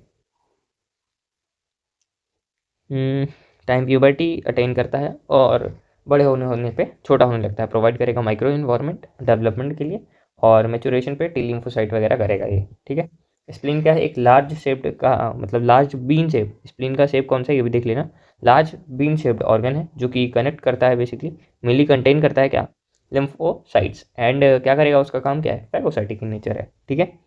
एक्ट करेगा फिल्टर की तरह, और जो भी ब्लड खराब रहेगा या फिर ब्लड जो नहीं है उसको साफ कर देगा, बेसिकली स्प्लीन के अंदर ग्रेवयार्ड ऑफ आरबीसी, ठीक है। वही बातें घुमा फिरा के बोली गई हैं। स्प्लीन क्या है, लार्ज रिजर्वायर है आरबीसी का, small solid structure located at different points, ठीक है। सो लिम्फोइड टिश्यू भी हमने देख ही लिया क्या है, जैसे लिम्फोइड टिश्यू लोकेटेड होते हैं लाइनिंग पे, ठीक है। किसकी लाइनिंग पे, रेस्पिरेटरी, डाइजेस्टिव, यूरोजेनिटल ट्रैक्ट्स पे। बेसिकली ये अगर मैं तुमको और सिंपल बताना चाहूँ, सो हमने ये जो सेलुलर बैरियर देखा है वो वाली बातें, ठीक है। और फिर मेरा इसी को हम म्यूकोसल एसोसिएटेड लिम्फोइड टिश्यू बोलते हैं, माल्ट अराउंड 50%, ठीक है, 50% होता, ये सारी बातें लिखी, ठीक है। तो अब हम बीमारियों के बारे में बात करते हैं। हमारा सबसे पहला इम्यूनिटी वाला पार्ट फिनिश हो गया है, अब हम करेंगे कॉमन डिसीजेस। टोटल 6 पेजेस है, आओ कहाँ है हमारा ये बैक्टीरियल डिसीजेस, ठीक है। सो डिसीज इन ह्यूमंस कौन कौन सी है, तुमको आसपास ऐसा रोज हर बीमारी से पीड़ित कौन से लगते हैं। एक तो टाइफाइड हो जाता है ना, बेसिकली कि टाइफाइड हो गया है दोस्तों, और निमोनिया जैसी बातें हो जाती हैं बहुत से लोगों को। देन कॉमन कोल्ड और डेंगू वेंगू भी हो जाता है, ये वायरल वाले हैं वायरल। तो और बैक्टीरिया को देखते हैं हम सबसे पहले। क्वेश्चन कौन सा आता है, मैं तुमको यही डायरेक्ट बता देता हूँ। विडाल टेस्ट जो है वो टाइफाइड के लिए है, ये एक क्वेश्चन आ जाएगा। और निमोनिया के लिए क्या क्वेश्चन आएगा, एक फ्लूइड अकोमुलेशन होता है कहाँ पे, एल्वियोलाई में, ठीक है। निमोनिया और कॉमन कोल्ड का वो रिलेशन बैठाने की कोशिश करते हैं कंफ्यूज करने के लिए, ठीक है। सो ये बात ध्यान रखनी है। और सिम्टम ब्लू लिप और नेल्स जो है वो किसके हैं, निमोनिया के। यही क्वेश्चन बनते हैं मेजर मेजर, और तो कुछ सिंपल ही बातें हैं, फिर भी देख लो आओ सब कुछ। पैथोजन एजेंट कौन है, टाइफाइड का, ये विडाल टेस्ट उसका कन्फर्मेटरी टेस्ट है। पैथोजन जो उसका साल्मोना टाइफी है। टाइफी से तुम याद कर सकते हो, ये नाम कहाँ से पढ़ा है, एक टाइफाइड वाली वो लड़की थी, क्या तो नाम था, टाइफाइड मैरी करके। वो कंटेमिनेटेड फूड एंड वाटर बनाती थी सबके घर में और सबको फैलाती थी, वो टाइफाइड की कैरियर थी, ठीक है। और ये करता क्या है बेसिकली, छोटा वाला जो है इंटेस्टाइन, स्मॉल इंटेस्टाइन, वहाँ पे क्या है सीवियरली एकदम परफोरेशन क्रिएट कर देती है, जिसकी वजह से फट के दिक्कतें आ जाती हैं। सस्टेन करेगा हाई फीवर 39 से 40 डिग्री सेल्सियस और स्टमक पेन होता है। सो ये हमारे कुछ कॉमन से आ जाते हैं, ठीक है। सो अगर तुम बैठे हो भाई अपने ओपीडी में, आता है तुम्हारे पास एक टाइफाइड का पेशेंट, तुम्हें पता नहीं है टाइफाइड का पेशेंट है वो, उसने बताया सबसे पहले सिम्टम कि सर ऐसा है कि मुझे काफ़ी ज़्यादा हाई फीवर हो रहा है, और तुमने जब उसका टेम्परेचर बोला अपने पैरामेडिक से, सो उन्होंने ऐसा लिख के दिया कि इसका 39 से 40 डिग्री सेल्सियस है एंड स्टमक पेन भी है, इसने बताया, ठीक है। सो ये वाली बातें अगर उसने बता दी, और उसने ये भी बता दिया कि लॉस ऑफ एपेटाइट है, वीकनेस भी हो गई है और सर दर्द भी होता रहता है। सो इतना करने के बाद सबसे पहले तुम्हारे दिमाग में आता है क्या इसको टाइफाइड हो गया है क्या, ज़्यादा ही हो रही है ऐसी दिक्कतें पेट से संबंधित, और थोड़ा सा बुखार भी है।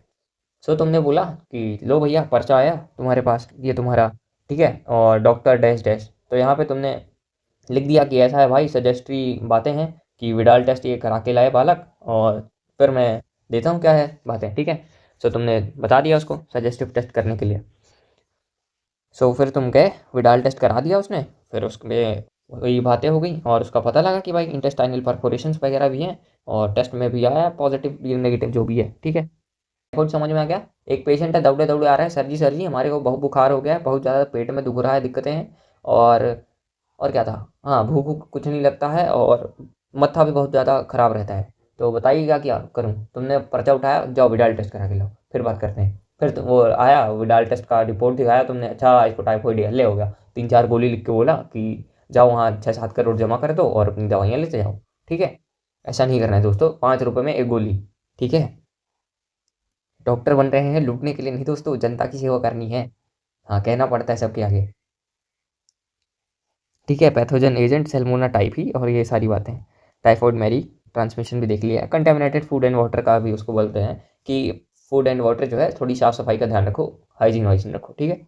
अब आते हैं निमोनिया। निमोनिया में क्या होता है दोस्तों, निमोनिया बहुत सिंपल सी बातें होती हैं। इसमें होता क्या है कि जो भी एक पर्सन रहता है वो आता है और वो कहता है भाई कि मेरे को काफ़ी ज़्यादा कफ हो रहा है, मेरे को ठंड लगती है बहुत बार, और जो तुमने उसका एग्जामिन किया हाथ वाथ, सो वो भी तुमको थोड़े से पेल ब्लू टाइप के दिख रहे थे, ठीक है। सो तुमको पता लग जाता है कि इसको हाइपोक्सिया टाइप की प्रॉब्लम है, ठीक है। अब इट मीन्स कि तुमको ये सारे ब्लू नेल्स चिल दिख गए, तो इससे तुम काफ़ी ज़्यादा श्योर हो जाते हो कि इसको निमोनिया रिलेटेड, या फिर एक निमोनिया, स्ट्रेप्टोकोकस निमोनिया, या फिर हीमोफिलियस अपना इन्फ्लुएंजा कॉज कर सकता है इसको, कुछ दिक्कत है ना। सो तुमने क्या किया कि डायग्नोसिस में लिख दिया कि ऐसा है, इसके लंग का एक्सरे लेके आओ फटाक से कि क्या हो गया है। अगर तुमको उसमें धब्बे दिखते हैं, इन्फेक्शन दिखते हैं एल्वियोलाई के उसके अंदर, सो तब तुम 100% श्योर हो जाते हो कुछ निमोनिया है। समझ आ गया, ठीक है। एक आंटी जी आती हैं बूढ़ी सी तुम्हारे पास दौड़े दौड़े, देखो देखिए सर जी हमको बहुत ज़्यादा रात में खांसी आता है, हम सो नहीं पाता है ना, और लिप पे तुमने देखा कि अच्छा सब कुछ नीला पड़ गया है, शरीर एकदम हाइपोक्सिया हो गया है ना। तो तुमने उसको पर्चे में लिख दिया, जाइए एक्सरे करा के लाइए, फिर आपको दवाई देते हैं। फिर तुमने आंटी जी से बोला कि लीजिए आंटी जी आपकी दवाइयाँ, और आप मज़े करिए, आप बिल्कुल 6-7 दिन में आइए वापस से, ठीक हो जाएंगे आप बिल्कुल, है ना। और मेरे लिए आते टाइम चॉकलेट भी लेते आइएगा, है ना। 5 स्टार डू नथिंग। अरे प्रमोशन हो रहा है क्या, ठीक है। निमोनिया के बारे में बात की थी हमने, सो ये देख लिया हमने, वही कि आंटी को ये भी मास्क भी दे देना है कि आंटी इधर उधर ना छीके, नहीं तो दूसरों को भी हो सकता है, ठीक है। ये वाली भी बातें तुमको देख लेनी है। समझ में आ गया।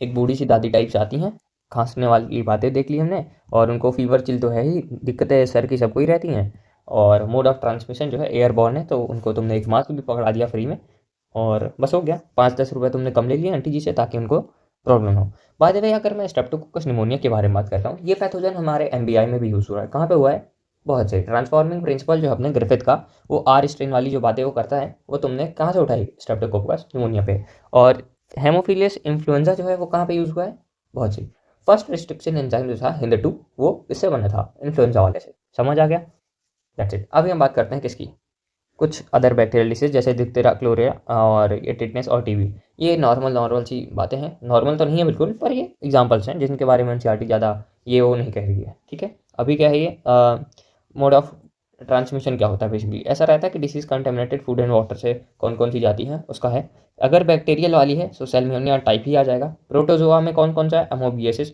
हेलमिंथ में एस्केरियासिस, ठीक है। सो अगर तुमको कभी भी ऐसा दिख जाए पेशेंट, अगर उसको बैक्टीरियल डिसीज है तो एंटी बैक्टीरियल तो तुम दोगे ही टैबलेट्स, उसी के साथ साथ उसको एक और एडवाइस देनी है कि वो क्या करे, अपने फूड के और पानी में हाइजीन रखे, है ना, और इधर उधर भाई खांसा होना वासना बंद करे वो, ठीक है। क्योंकि उससे भी कंटेमिनेशन कर सकता है, ठीक है। जैसे बैक्टीरिया में सैल्मोना टाइफी, और प्रोटोजोआ के अंदर एमोबियसिस, एंड देन हेलमिंथ से एस्केरियासिस। आगे समझ, ठीक है। अभी हम देखते हैं वायरल डिसीज। वायरल डिसीजेज में वही होता है ना कि मौसम चेंज हो रहा है दोस्तों, जिसको देखो वही छींक रहा है इधर उधर, है ना। सो इसीलिए सबको एक मास्क पकड़ा दो, ठीक है। Rhino virus, rhino virus simple सा वायरस है जो कि अपना कॉमन से जो सेंट्रल डॉग में वही फॉलो करता है, और मोड ऑफ ट्रांसमिशन वही अगेन एयरबॉर्न, इधर उधर छींकेगा तो दूसरे को भी हो जाएगा। तुमने बहुत से देखा हुआ, अरे इसको था जुकाम मुझे भी हो गया आज करके, ऐसा बोलते हैं बहुत से लोग, है ना। वाली बात होगी। और इसका इफेक्ट जो रहता है 3 से 7 दिन तक ही रहता है। इसमें होगा क्या कि नीजल कंजेशन, नाक बंद हो जाता है और डिस्चार्ज होता है, और ऐसा आवाज़ भी चेंज हो जाती है पूरी, वीकनेस और टायर्डनेस फील होता है ना। बहाने भी मार लेते हैं, ओ माय गॉड मुझे तो आज खांसी दुख दर्द हो गया है, मैं कैसे पढ़ पाऊंगा। ये वाली हरकतें नहीं करनी है दोस्तों, ठीक है। और थ्रोट रोट कफिंग और हेडेक होता है, ठीक है। सो 3 से 7 दिन में अपने आप ठीक हो जाता है। सो यूजुअली लोग जाते नहीं है डॉक्टर के पास, तो तुम इसको डॉक्टर के पास लेके क्यों ही जाओगे, है ना। राइनो वायरस सिंगल स्टैंडर्ड, ये वाली बातें याद कर लेना। क्या है कि कभी कभार ऐसा मैचिंग के लिए दे सकते हैं, जैसे अपना रेट्रो वायरस में कितना स्टैंडर्ड डीएनए है, आरएनए है, बायोलॉजिकल क्लासिफिकेशन से कौन सा डबल स्टैंडर्ड है, कौन सा सिंगल स्टैंडर्ड है, मैचिंग के लिए आ सकता है। सो ये सब तुम देख लेना एक बार, ठीक है। राइनो वायरस जैसे सिंगल स्टैंडर्ड आरएनए वाला है, नॉट डीएनए, ये भी ध्यान देना है। सो इसमें हुआ क्या दोस्तों, इसमें एक्सरे एक्सरे तो कराने की जरूरत नहीं पड़ गई, तो डॉक्टर के पास क्यों ही जाना है ना, ना ही किसी पैरामेडिक्स के पास जाना है। सो जस्ट 3 से 7 दिन में खुद ही ठीक हो रहा है, तो लंग तो अफेक्ट नहीं है, अपर रेस्पिरेटरी ट्रैक्ट इफेक्ट है, सो वो भी क्लियर हो जाता है कुछ दिनों में। और मास्क बस इसको लगाने की जरूरत है ताकि दूसरों को ना हो, है ना। 2 गज की दूरी, मास्क है जरूरी। आओ सुनते हैं हम डेंगू की कहानी।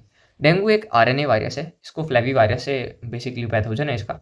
और मस्कुलर जॉइंट पेन होगा इसमें, ठीक है। फीवर और प्लेटलेट्स की काउंट जो है काफ़ी ज़्यादा कम रहते हैं, ठीक है। सो ब्रेक बोन फीवर भी इसको कहते हैं काफ़ी ज़्यादा। ब्रेक बोन फीवर ही क्यों कह रहे हैं, बहुत सही। ब्रेक बोन फीवर इसलिए कह रहे हैं क्योंकि इसका जो मस्कुलर के साथ साथ जॉइंट पेन भी ये फ्री में दे रहा है, इसलिए डेंगू का नाम ब्रेक बोन फीवर भी है। सो वेक्टर कौन सा इसका, एडीज मॉस्किटो है, बहुत सही, ठीक है।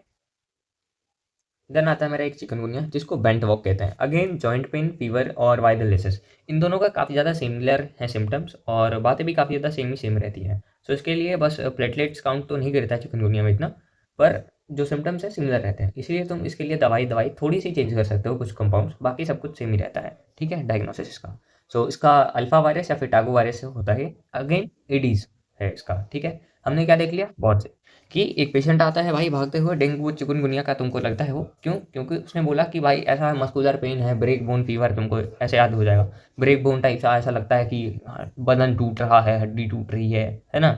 और जो जब तुमने उसको बोला अच्छा ठीक है हो गया, तुमको ऐसी समस्या है, तो मैं कुछ अभी टेस्ट लिखता हूँ, इसको करा के लाओ, देन मैं तुमको दवाई देता हूँ। फिर तुमने उसको बोल दिया लो ऐसा पर्चा है तुम्हारे, ठीक है। तो पर्चे में तुम्हारा नाम और इधर पे आरएक्स के साथ साथ तुमने लिख दिया ये, ठीक है। अब यहाँ पे तुमने कुछ सजेस्टिव टेस्ट लिख दिए कि तुम सबसे पहले वो रिपोर्ट लेके आओ ब्लड वाला, ठीक है। सीबीसी बोलते हैं ना, हाँ, वो रिपोर्ट लेके आओ ब्लड वाली। देन वो कराने के बाद जब तुम्हें रिपोर्ट आती है बेसिकली पेशेंट की, सो पेशेंट आता है तुमको दिखाते हुए, सो तुमको दिख जाता है कि ओहो इसका प्लेटलेट का काउंट जो है वो तो अत्यधिक कम हो गया है। इट मीन्स कि इसको क्या हो सकता है, बदन भी टूट रहा है इसका, it means break bone fever है। डेंगू एंड चिकनगुनिया वाली बातें लग सकती हैं। और वैसे भी मौसम जो रहता है बेसिकली डेंगू और चिकनगुनिया का, वो ऐसा थोड़ी सी ह्यूमिडिटी वाला एरिया, मतलब जब एरिया रहता है, एरिया मतलब टेम्परेचर इन्वायरमेंट, तभी रहते हैं ऐसा पेशेंट, ठीक है। सो तुम इससे भी गैस मार सकते हो, ठीक है। आ गया समझ में, बहुत सही। फिर आते हैं प्रोटोजोआ। वायरल मतलब प्रोटोजोआ में एक प्लाज्मोडियम वाइवेक्स वाली बातें होती हैं। पी ओवेल मलेरियल और पी फैल्सीफेरम। फैल्सीफेरम जो रहता है वो डेडलीस्ट मलेरिया होता है, मेलिगेंट या फिर सेरिब्रल मलेरिया तक होता है। बेसिकली ये क्या करता है कि दिमाग के अंदर चला जाता है और फिर दिमाग को अंदर से खाना शुरू कर देता है, यू कैन से कि अमोइबा जैसा है ये, ठीक है। सो डेडलीस्ट मलेरिया है, कॉज कर सकता है इवन डेथ टू, क्यों, दिमाग की बत्ती गोल कर देगा भाई, गोल करने का मतलब खा जाएगा पूरा। मोड ऑफ ट्रांसमिशन क्या है, ऑफ कोर्स मॉस्किटो है। अब इसके लिए मलेरिया के लिए दो हो चाहिए, एक तो ह्यूमन और दूसरा मॉस्किटो।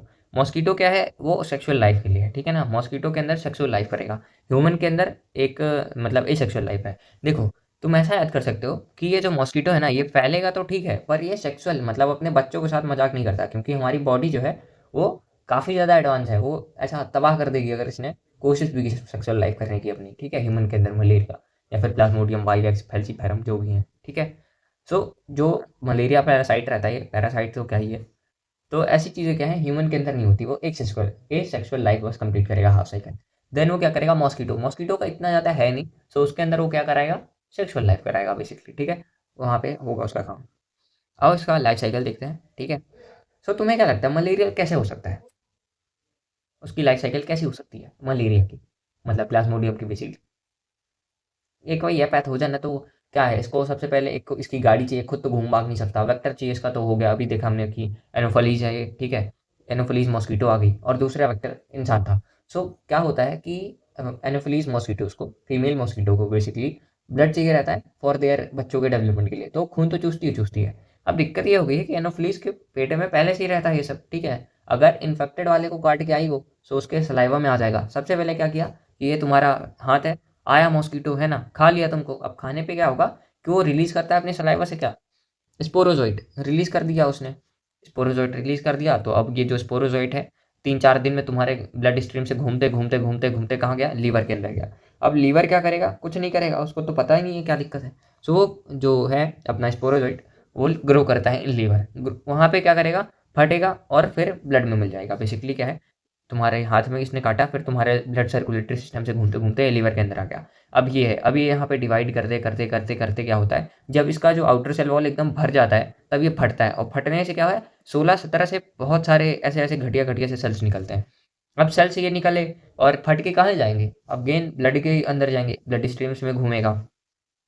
अब ये जो आरबीसीज को इन्फेक्ट करेंगे, ठीक है। अब स्पोरोजोइट है, ब्लड स्ट्रीम में घूम रहा है तो इन्फेक्ट तो करेगा आरबीसी को। आरबीसी को जब ये इन्फेक्ट करता है तो क्या करता है, सिंपल सी बातें हैं, वो उसको भी भर देगा मतलब अपनी ग्रोथ से, और क्या करेगा, रप्चर कर देगा, फाड़ देगा पूरा आरबीसी को और फूट जाएगी आरबीसी बेसिकली ग्रो करते करते इसकी वजह से, ठीक है। सो यहाँ पे क्या है, तुमको सिम्टम्स देखने को मिलता है जैसे ही आरबीसी को कुछ दिक्कत आती है। हमें पता है कि जो ब्लड रहता है उसी की वजह से हमारे पे ज़्यादातर एनर्जी रहती है, ठीक है।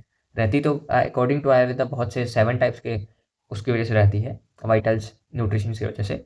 पर यहाँ पे हमको देखने को मिलता है आरबीसी को जैसी दिक्कत होती है, हमारे अंदर के जो भी रिसेप्टर्स होते हैं या फिर जो भी वो एक्टिव होने लगते हैं। जैसे हमारी बॉडी जो है इंक्रीज करती है टेम्परेचर अपने बॉडी का, ताकि क्या हो, हीट से मर जाए ये सब, ठीक है। ये वाला पहला सिम्टम दिखता है, हीट। तो अब यहाँ पे क्या है, जैसे ही आरबीसी रप्चर होगा वैसे ही हीमोजोइन आएगा। हीमोजोइन क्या है, आरबीसी से रिलीज होता है। तो अब ये बातें जो है ये आएगा इसमें, ठीक है।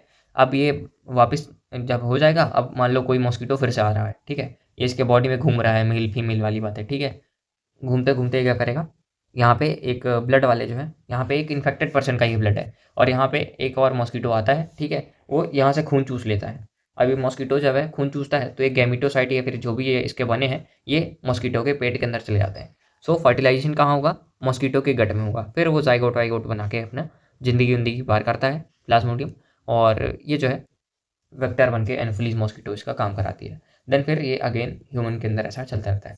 समझ में आया। एक मच्छर आया, तुम्हारा खून चूसा, अब वो चूसा तो चूसा पर वो पहले चूस के आया था किसी और का खून जिसको मलेरिया था, तो तुम्हारे बॉडी के अंदर ही आ गया। फिर वो ब्लड स्ट्रीम में घूमता घूमता 3-7 दिन में तुम्हारे लीवर में घुस गया। इमेजिन करो, लीवर में घुस गया, लीवर में घुसने के बाद वो जो छोटू सा सेल था वो इतना बड़ा हो गया कि उसको फटने पे मजबूर हो गया वो लीवर के अंदर ही। अब वो लीवर के जो अंदर फट गया तो सारा कुछ तो ब्लड स्ट्रीम में ही जाएगा। ब्लड स्ट्रीम में जाने की वजह से एक तो सबसे पहले खतरनाक सी चीज़ है, आरबीसी को ही खराब करेगा। आरबीसी को खराब करेगा तो क्या होगा, हमारे बॉडी के अंदर सबसे पहला आएगा फीवर हो गया है और हीमोजोन रिलीज होगा, ठीक है। और डॉक्टर पता कैसे लगाता है कि वो कैसे मलेरिया वलेरिया है, वो पर्टिकुलरली इस हीमोजोइन को डिटेक्ट करता है, ठीक है। फिर वो क्या करता है, फटने के बाद मेल फीमेल उस बॉडी के अंदर घूमते रहते हैं। अब वापस से कोई मच्छर आया, तुमको काट के मतलब किसी पेशेंट को काट के ले गया जो भी जिसको मलेरिया था, अब उसके वापस से बॉडी के अंदर चला जाता है यही मेल फीमेल वाला। मेल फीमेल वाला अब जब ये चूस ले गई है उसका खून, तो वो जो मलेरिया है पैरासाइट वो उसके मॉस्किटो के अंदर ग्रो करेगा, फर्टिलाइज करेगा और अपनी सेक्सुअल लाइफ कंप्लीट करेगा, ठीक है। आगे समझ में, फर्टिलाइजेशन मिडगट में और ये स्पोरोजोइट मॉस्किटो के गट में होगा और सलाइवरी ग्लैंड्स वगैरह में। हो गया दोस्तों, इतनी ही बात है, ठीक है। तो मलेरिया में इन्फेक्शियस फॉर्म याद रखना है, जो कि स्पोरोजोइट है, जो मच्छर आके थूक के चला जाएगा तुम्हारे खून के अंदर, ठीक है। और दूसरी बात क्या है, टॉक्सिन्स। टॉक्सिन जब ब्लड में आता है उसी की वजह से चिल्स होते हैं तुम्हारे बॉडी के अंदर, वही कपकहाहट और ठंडी जो लगता है वो वाली बात है, ठीक है। सेक्सुअल साइड जो रहती है वो कहाँ होती है, वही बेसिकली फर्टिलाइजेशन। तो हमारे बॉडी के अंदर मेल फीमेल गैमेट बस बनता है, ठीक है। फिर अच्छा मच्छर आएगी दूसरी और वो चूस के जाएगी, तब उसके पेट के अंदर होगा फर्टिलाइजेशन का, ठीक है। और फिर वो अपनी कंप्लीट करता है पूरी लाइफ साइकिल। तो अभी यहाँ पे एक और बात है याद करने की, जो कि मैं तुमको पहले बता चुका हूँ, पर देख लो फिर। एक निमोनिया और कोल्ड का जो था कि कोल्ड में बस अपर ट्रैक्ट वाला इन्फेक्शन हो रहा है और निमोनिया में तुम्हारे फेफड़ों को दिक्कत आ रही है, ठीक है। और वेक्टर क्या है अपने चिकनगुनिया डेंगू वेंगू का एडीज है, और मलेरिया का क्या है, बहुत सही, फीमेल एनोफिलीज है, ठीक है। सो अभी प्रोटोजोआ की बात करते हैं। प्रोटोजोआ जो सारी डिसीजेस हैं इनमें बहुत कॉमन कॉमन सी बातें आती हैं, जैसे कि अगर मैं बात करता हूँ सबसे पहला मेरा अमोबिक हिस्टोलिका, ठीक है, एंटामोइबा हिस्टोलाइका इसका बेसिकली पैथोजन का नाम है। एमओबीएसएस होता है। इसमें क्या है कि मेरा छोटे इंटेस्टाइन में परफोरेशन टाइफॉइड कर रहा था, ये क्या है लार्ज इंटेस्टाइन वाली दिक्कतें हैं, ठीक है। इसमें वेक्टर रहेगा मेरा हाउस फ्लाई, वो जो मक्खियाँ घूमती रहती ना इधर उधर, ठीक है, वो वाली मैकेनिकल वाली इसके वेक्टर्स रहेंगे। और again contaminated food and water वाली जो मैंने लिस्ट बताई थी, ये देखो, ये कंटेमिनेटेड फूड एंड वाटर से जो जो बीमारी हो रही है एनसीईआरटी के अंदर, एस्केरियासिस, अमोबियासिस एंड टाइफॉइड वाली, ठीक है। सो ये हो गया। सो अगर तुम्हारे पास कोई भी ऐसा बालक आता है दौड़े दौड़े, कहता है कि मेरे को थोड़ी सी दिक्कत हो रही है, कॉन्स्टिपेशन हो रहा है और एक्सेस म्यूकस और ब्लड क्लॉट्स आ रहे हैं, ठीक है, ऐसा, तो वाइल स्टूल, ठीक है, तो उसको तुम क्या बोलोगे, बहुत सही, सबसे पहले तो तुम उसका टेस्ट करोगे कि क्या इसको ऐसा एमओबीएसिस वाली प्रॉब्लम है या क्या है, ठीक है, एंड उसके अप्रोप्रिएशन तुम उसको दवाइयाँ लिख सकते हो इसलिए, ठीक है। हमारे एनसीईआरटी में उसका क्योर बताया नहीं गया है, सो तुमको बस इतना याद करना है, अमोबियासिस में लार्ज इंटेस्टाइन में करेगा प्रॉब्लम, वेक्टर इसका हाउस फ्लाई है, कॉन्स्टिपेशन, स्टूल और excess mucus with the blood clots वाली दिक्कतें हैं इसको, ठीक है, ठीक है। अभी रिंग वॉर्म वाली बातें, हमने जितनी भी ऐसा फंगाई वाले देखी हैं चीज़ें, उनमें एक बात कॉमन है कि वो ग्रो कहाँ पे करती हैं, हॉट एंड ह्यूमिड प्लेसेस। तो इससे तुम समझ सकते हो कि ट्रिगर क्या हुआ इसका, हीट एंड मॉइस्चर वाली प्लेसेस, जैसे कि हो गया यहाँ पे, जहाँ पे बेसिकली दो स्किन फोल्ड्स इंटरेक्ट कर रही हैं एक दूसरे से, ठीक है, वो वाली बात है। अब कौन कौन सा जेनेरा हो सकता है इसका, जैसे माइक्रोस्पोरम हो सकता है, ट्राइकोफाइटन हो सकता है, या फिर एपिडर्मल फाइटन हो सकता है। अभी मैं सिम्टम्स की बात करता हूँ, तो जहाँ पे भी ये रहता है वहाँ पे इंटेंस इचिंग होगी उस पेशेंट को, ड्राई स्केली लेशंस रहते हैं, समझ आ गया, बहुत सही। सो रिंगवर्म वाली देख ली हम बातें, स्किन फोल्ड्स में दिक्कत होगी मॉइस्ट कंडीशन में, और मोड ऑफ ट्रांसमिशन क्या है, यूज्ड पर्सन का जिसको ये प्रॉब्लम है उसी का यूज्ड हो रहा है वापस से किसी और के द्वारा, ठीक है, जो कि हेल्दी है। देन बहुत ज़्यादा कॉमन है कि किसमें रिंगवर्म्स, एथलीट के फूट, टोज एंड ग्रोइन पे, ठीक है। और एथलीट का जब एथलीट फूट होता है उसको तुम क्या कहते हो, टेनिया पैडिस कहते हो, बहुत सही, ड्राई स्केली लेशंस रहते हैं इंटेंस इचिंग के साथ। अब इसके बाद एस्केरियसिस आता है। एस्केरियसिस से तुम समझ सकते हो ये हेलमिंथ वाले हैं, मतलब जितने भी ऐसा रेंगते हुए कीड़े हैं, मतलब सारे तो नहीं, पर ये जैसे ऐसा रहता है ना सेगमेंटेड बॉडी वाले कीड़े, जैसे लीच वगैरह हो गए, और भी बहुत सारे। लीच को तो आयुर्वेद में बहुत ज़्यादा यूज़ किया जाता है to treat many various diseases, but ठीक है, एक्स्ट्रा ज्ञान नहीं बताते हैं अभी। एस्केरियसिस की बात कर रहे थे, तो एस्केरियसिस मेरा एस्केरिस नाम का वो जो था ना, जो कि अपना सेक्सुअल डायमॉर्फिज्म भी दिखाता था, ऐसा गोल गोल सा रहता था, फीमेल बॉडी रहती थी, मेल छोटा रहता था, वो वाली बात है, और टेल राउंड पूरी घूमी हुई होती थी एक ही, और एक ही नहीं घूमी हुई होती है, ठीक है, वो वाला एनिमल किंगडम से देखा होगा। सो स्मॉल इंटेस्टाइन वाली बातें रहती हैं इसमें, ठीक है। अगेन एस्केरियसिस क्या करेगा, इंटेस्टाइनल ब्लॉकेज कराएगा, इंटरनल ब्लीडिंग, और खून की कमी तो हो ही जाएगी, इंटरनल ब्लीडिंग है तो कॉमन सेंस। और बुखार तो दोस्तों तुम्हें बताइए, बुखार एक सिम्टम नहीं है, मतलब सिम्टम तो है, पर ये हमारे बॉडी का सबसे बेसिक फंक्शन है, ताकि वो अपनी बॉडी का टेम्परेचर बढ़ा के बैक्टीरिया या फिर जो भी इन्फेक्ट है उसको मार सके। वही मोड ऑफ ट्रांसमिशन अभी हमने देखा था, कॉन्टेमिनेटेड फूड एंड वाटर है, फीको ओरल रूट से होगा प्रॉब्लम, ठीक है, एम्ब्रियोनेटेड एग से। अभी हेलमेट में दूसरी बातें आती हैं, एलिफेंटियासिस या फिर फाइलेरियासिस। इसमें कुछ नहीं दोस्तों, लिम्फ वेसल जो रहती हैं ऐसा उनमें लिम्फ एक्यूमुलेट हो जाता है और ब्लॉक हो जाता है, और जिसकी वजह से इन्फ्लेमेशन हो जाता है lower part of the body या फिर लोअर लिम्फ पे बेसिकली, ठीक है। इसका जो मॉस्किटो है वो क्यूलक्स मॉस्किटो है, जो कि वेक्टर बॉर्न डिसीज है, ठीक है। सो विचेरियसिस फाइलेरियासिस वर्म की वजह से होता है, कंप्लीट करता है बेसिकली दो होस्ट चाहिए, human and culex mosquito, same as malaria, पर इसकी लाइफ साइकिल नहीं है, ठीक है। वुचेरिया ब्रोंकाफ्टिव और मलाई टाइप सा जो भी है वो है हमारा दो वेरिएंट इसके, ठीक है। कौन सा था हमारा एनालिसिस में पार्ट, ये भी हो गया, ये भी हो गया। अभी ड्रग एंड एल्कोहल अब्यूज है, पर मैं अभी तुमको एड्स करा देता हूँ, बीमारी वाली बातें खत्म ही करते हैं पूरी, ठीक है। आओ आओ, एड्स कहाँ हो, एड। सो एक्वायर्ड इम्यूनो डिफिशियंसी सिंड्रोम इसका बेसिकली फुल फॉर्म होता है, ये एक टाइप का रेट्रोवायरस है। इट मीन्स क्या है इसके पास, रिवर्स ट्रांसक्रिप्टेस वाली बातें हैं, ये आरएनए से उल्टा डीएनए बना सकता है, वेरस जो मेरा नॉर्मल बातें थी वो क्या करती थी, डीएनए से RNA, okay. Single standard RNA again same as अपना किसकी तरह है, rhinovirus. Then first time अपना रिपोर्ट हुआ था 1981 में अमेरिका से, ठीक है, US. Then method of transmission क्या है, एक तो unprotected sex multiple sexual partners की वजह से होता है, कंटेमिनेटेड अगर ब्लड की बातें करता हूँ सो उसकी वजह से होता है, ब्लड ट्रांसफ्यूजन, वही होता है ना कुछ बालक ऐसे एक ही इंजेक्शन से डाले पड़े हैं, है ना, ड्रग कोई सा भी, सो वही सेम नीडल यूज़ करते टाइम। अगर कोई ड्रग एडिक्टेड वाली बातें हैं, और कंटेमिनेटेड ब्लड का मतलब है कि अगर मान लो कोई अस्पताल में किसी को खून वून चाहिए, सो तुम उसको एड्स से बीमारी वाला जो पेशेंट है उसको उसी का खून चढ़ा दिया, अच्छा खासा भाई वो बचा था, है ना, खून की जरूरत थी, अब क्या है कि एड्स से भी वो सफ़र हो रहा है, सो इसमें दिक्कतें हो जाती हैं। अब यहाँ पे एक और चांसेस रहता है 33% की, जो इन्फेक्टेड मदर है वो फीटस में भी जा सकता है, ठीक है। पर आजकल हमारे पास बहुत सारी टेक्निक्स है, तो हम बच्चों को बचा लेते हैं इन सबसे।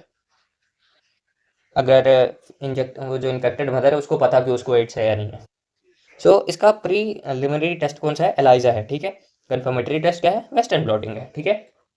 सो यहाँ पे तुम्हारे लिए एक स्लाइड है, यहाँ पे तुम क्लियरली देख सकते हो एक एक्चुअल में रेट्रो वायरस दिखता कैसा है। तुम कह सकते हो कि ये कोरोना वायरस जैसा ही है पूरा, है ना, क्योंकि ये उसी तरह होते हैं। इसके जो सैटेलाइट्स हैं वो ब्लॉक करते हैं हमारे लिम्फोसाइट्स को, ताकि वो अच्छे से वर्क ना कर पाए। इसीलिए क्या रहता है कि और भी बातें हैं। अभी देखो हमने इसके बेसिक बेसिक बातें देखनी है।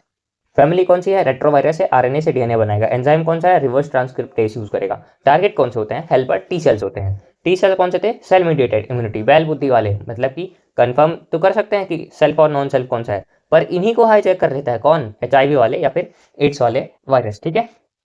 सो ये नॉर्मल बातें थी। अभी तुमको बातें बताता हूँ मैं एडवांस वाली। एडवांस वाली बातें क्या है? देखो यहाँ पे डायग्राम तो मैं अपना ही लगाऊंगा ताकि और समझ पाओ तुम अच्छे से। यहाँ पे तुमको ये समझना है कि कोई भी जो रहता है एचआईवी से इन्फेक्टेड पेशेंट, तो सबसे पहला वायरस जब एंटर करता है तो कहाँ एंटर करेगा? पूरे ब्लड स्ट्रीम्स में एंटर करते ही वो सबसे पहले मैक्रोफेज को ढूंढेगा। मैक्रोफेज क्या है? फैगोसाइटिक इन नेचर है, मतलब पकड़ पकड़ के खा सकता है, ठीक है। पर करता क्या है ये एचआईवी वायरस कि ये मैक्रोफोज जो फैगोसाइटिक हेल्प कर रहा था उसी को पकड़ लेता है, ठीक है। सो जिसकी गुंडागर्दी चल रही थी पहले, वो आके एचआईवी लपेट देता है मैक्रोफेज को। सो मैक्रोफेज को जैसे ही हाईजैक करेगा, सो उसकी मशीनरी ले लेगा, है ना, होस्ट सेल उसका हो जाएगा पूरा। सो वहाँ पे वो क्या करेगा? बहुत सही, वायरल आरएनए से रिवर्स ट्रांसक्रिप्शन करते हुए वो वायरल डीएनए बनाएगा। अब ये जब कर लेता है, सो दूसरा स्टेप होगा। तीसरा स्टेप क्या था? वो इंटीग्रेट करेगा होस्ट के जीनोम के साथ, ठीक है, उसके डीएनए के साथ पूरा करेगा, जिसकी वजह से और सेल इसके फास्टली ग्रो होंगे, फिर और प्रॉब्लम आएगी। देन स्टेप 4 की अगर मैं बातें करता हूँ, तो इसमें क्या रहेगा? प्रोडक्शन ऑफ न्यू वायरस, और लपेटेगा ये किसके? डिस्ट्रक्शन करेगा हेल्पर टी सेल्स को, जिसकी वजह से इम्यूनिटी पूरी खत्म हो जाती है। और छोटा छोटा ऐसे कॉमन डिसीज वाले जो हमने देखा है जो 5-7 दिन में खत्म हो जाते हैं, ये तक उस पेशेंट को बहुत ज़्यादा रुला देते हैं, है ना, इतनी कम इम्यूनिटी हो जाती है। अब इसमें होता क्या है कि इम्यूनिटी कोलैप्स कैसे करती है? सबसे पहले जो टी हेल्पर सेल का काउंट होता है, जो कि बहुत ज़्यादा रहता है, वो ड्रॉप हो जाता है कितने लेवल तक? 200 पर क्यूबिक एमएम, समझ रहे हो, इतना ज़्यादा कम। देन अपॉर्चुनिस्टिक इन्फेक्शन, जैसे अभी मैंने बताया कि छोटे छोटे टीबी और टॉक्सोप्लाज्मा जैसे वायरस, मतलब बैक्टीरियल इन्फेक्शन, यहाँ पे आके अपनी दादागिरी दिखाते हैं इसके ऊपर, क्योंकि इम्यूनिटी तो काम कर नहीं रही है, ठीक है। सो अभी इसके लिए टेस्ट कौन सा है? टेस्ट जो है मेरा एलाइजा है। कन्फर्मेटरी टेस्ट कौन सा है? अभी हमने देखा था कन्फर्मेटरी टेस्ट हमारा वेस्टर्न प्लॉटिंग है। प्रीलिमिनरी की है या नहीं है, मतलब समझ रहे हो ना, ऐसा ही है बात है। सो एलाइजा मेन है, बाकी वेस्टर्न प्लॉटिंग एकदम कंफर्म करने के लिए है, ठीक है। सो यहाँ से क्या याद रखना है? फैक्ट्री क्या है एचआईवी की? मैक्रोफेज पे लपेटेगा। टेस्ट एलाइजा होंगे, और क्रिटिकल काउंट है बेसिकली मेरा कि less than 200 helper T cells पर क्यूबिक एमएम हो जाएंगे। एसआई यूनिट भी याद रखनी है, क्या पता वो कुछ भी कर दे, है ना, एमएम क्यूब की जगह सेंटीमीटर क्यूब कर दे या फिर कुछ ऐसा करके, ठीक है। तो यहाँ पे हमारा एड्स वाली बातें हो जाती हैं। तो अब हम एनसीईआरटी देखते हैं थोड़ी सी। देन हम 3 टाइप के ड्रग्स की बातें करेंगे। देन एल्कोहल वाला अब्यूज़ में 3-4 लाइन है, उसको करते ही हमारा फिनिश हो जाएगा काम, ठीक है। सो देखो कॉमन डिसीजेस इन ह्यूमंस में हमने देखा पैथोजन होता है जो कि कॉज करता है प्रॉब्लम्स, जिसकी वजह से मॉर्फोलॉजी या फिर फंक्शनिंग डैमेज होता है, ठीक है। और अडेप्ट करता रहता है होस्ट इन्वायरमेंट। बेसिकली यहाँ पे को इवोल्यूशन वाली बातें रहती हैं ताकि दोनों बचते रहें, पर दिक्कतें हो जाती हैं पैथोजन को, क्योंकि हमारी बॉडी एकदम कॉम्प्लेक्स है। पैथोजन एंटर करता है गट वट में और सर्वाइव करेगा इन सब से, तब जाके वो कॉज कर सकता है, ठीक है। अगर मैं बात करता हूँ सैल्मोनेला टाइफी की, ये बेसिकली पैथोजेनिक बैक्टीरिया वाली बातें हैं। टाइफाइड कॉज करेगा, फीवर इन ह्यूमन बींग्स करेगा। ये मेरा जो पैथोजन है जनरली स्मॉल इंटेस्टाइन में काफ़ी ज़्यादा करता है प्रॉब्लम, और कंटेमिनेशन फूड एंड वाटर से फैलेगा। इसमें होगा क्या? सस्टेन करेगा हाई फीवर 39 से 40 डिग्री सेल्सियस।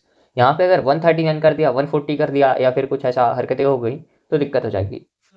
इसीलिए तुमको ये पता होना चाहिए कि 39 degree Celsius and 40 degree Celsius ही है इसका टेम्परेचर। बाय द वे तुम कॉमन सेंस भी लगा सकते हो, 140 डिग्री सेल्सियस तो कभी होगा नहीं बॉडी का टेम्परेचर। पानी उबल जाता है 100 में, तो बॉडी का क्या ही हाल होगा, समझ रहे हो। सो 39 से 40 डिग्री सेल्सियस वाली बातें हो जाएंगी यहाँ पे। देन और सिम्टम्स मैंने बताया ही है कि दौड़ते दौड़ते बालक आता है, कहता है कि मेरे को loss of appetite, high fever, weakness हो रहा है, स्टमक पेन हो रहा है, हेडेक हो रहा है, ठीक है। सो ये बातें हो जाती हैं। और इंटेस्टाइनल परफोरेशन इन सीवियर और डेथ भी हो सकती है in severe cases. Widal test typhoid Mary के बारे में हमने देख लिया है। मैरी मेलोनन उसका नाम है, उसका बचपन का नाम, पर उसको हमने नया नाम दे दिया टाइफॉइड मैरी क्योंकि वो कैरियर थी। देन आता है स्ट्रेप्टोकोकस निमोनिया, निमोनिया कॉज करेगा। और हीमोफिलियस इन्फ्लुएंजा, निमोनिया को कौन यूज़ किया था, बहुत से ट्रांसफॉर्मिंग प्रिंसिपल पे वो यूज़ किया था अपना। देन हीमोफिलियस इन्फ्लुएंजा कौन यूज़ किया था, ये हमारे रिस्ट्रिक्शन वाला हिंद 2 वाला एंजाइम था, ठीक है। देन एल्वियोलाई में भर जाएगा स्ट्रेप्टोकोकस निमोनिया में पानी वानी, ठीक है, जिसकी वजह से एक्सरे करा के तुम उसको देते हो, ठीक है, प्रॉब्लम क्लियर करते हो उसकी। और इसको ये भी देते हो कि भाई मास्क ला के बैठो ताकि दूसरों को दिक्कत ना हो, ठीक है। और क्या दिक्कत थी इसका, हरा नीला पीला हो जाता है, मतलब ब्लू कलर के हो जाते हैं नेल्स और लिप्स, ठीक है। एक्वायर करेगा इन्फेक्शन, इनहेल करेगा, ये सब दिक्कतें होंगी, ठीक है। इन्फेक्टेड पर्सन भी, इसीलिए शेयरिंग ग्लासेस नीडल्स या फिर यूटेंसिल्स वगैरह बातें जो हैं उनको अवॉइड करना है। डायसेंट्री, प्लेग, डिप्थेरा जैसी बीमारियां भी हैं जो कि बैक्टीरियल डिसीज है। इनके बारे में मैं एक ऐसे ही छोटा सा स्लाइड लगा दूंगा ताकि तुम समझ लो क्या क्या होता है, पर इतना डिटेल नहीं दिया है तो परेशान नहीं होना है। कॉमन कोल्ड वायरस है जो कि 3 से 7 दिन में अपने आप ठीक हो जाता है। और इसमें क्या है, जो कि नॉर्मल जुकाम उखाम पे तुम फील करते हो वही सिम्टम्स लिख देना, ज़्यादा रटने में मत रहना, ठीक है। मोस्ट इन्फेक्शियस अपना है ह्यूमन के उसमें। देन मलेरिया आता है, प्लाज्मोडियम।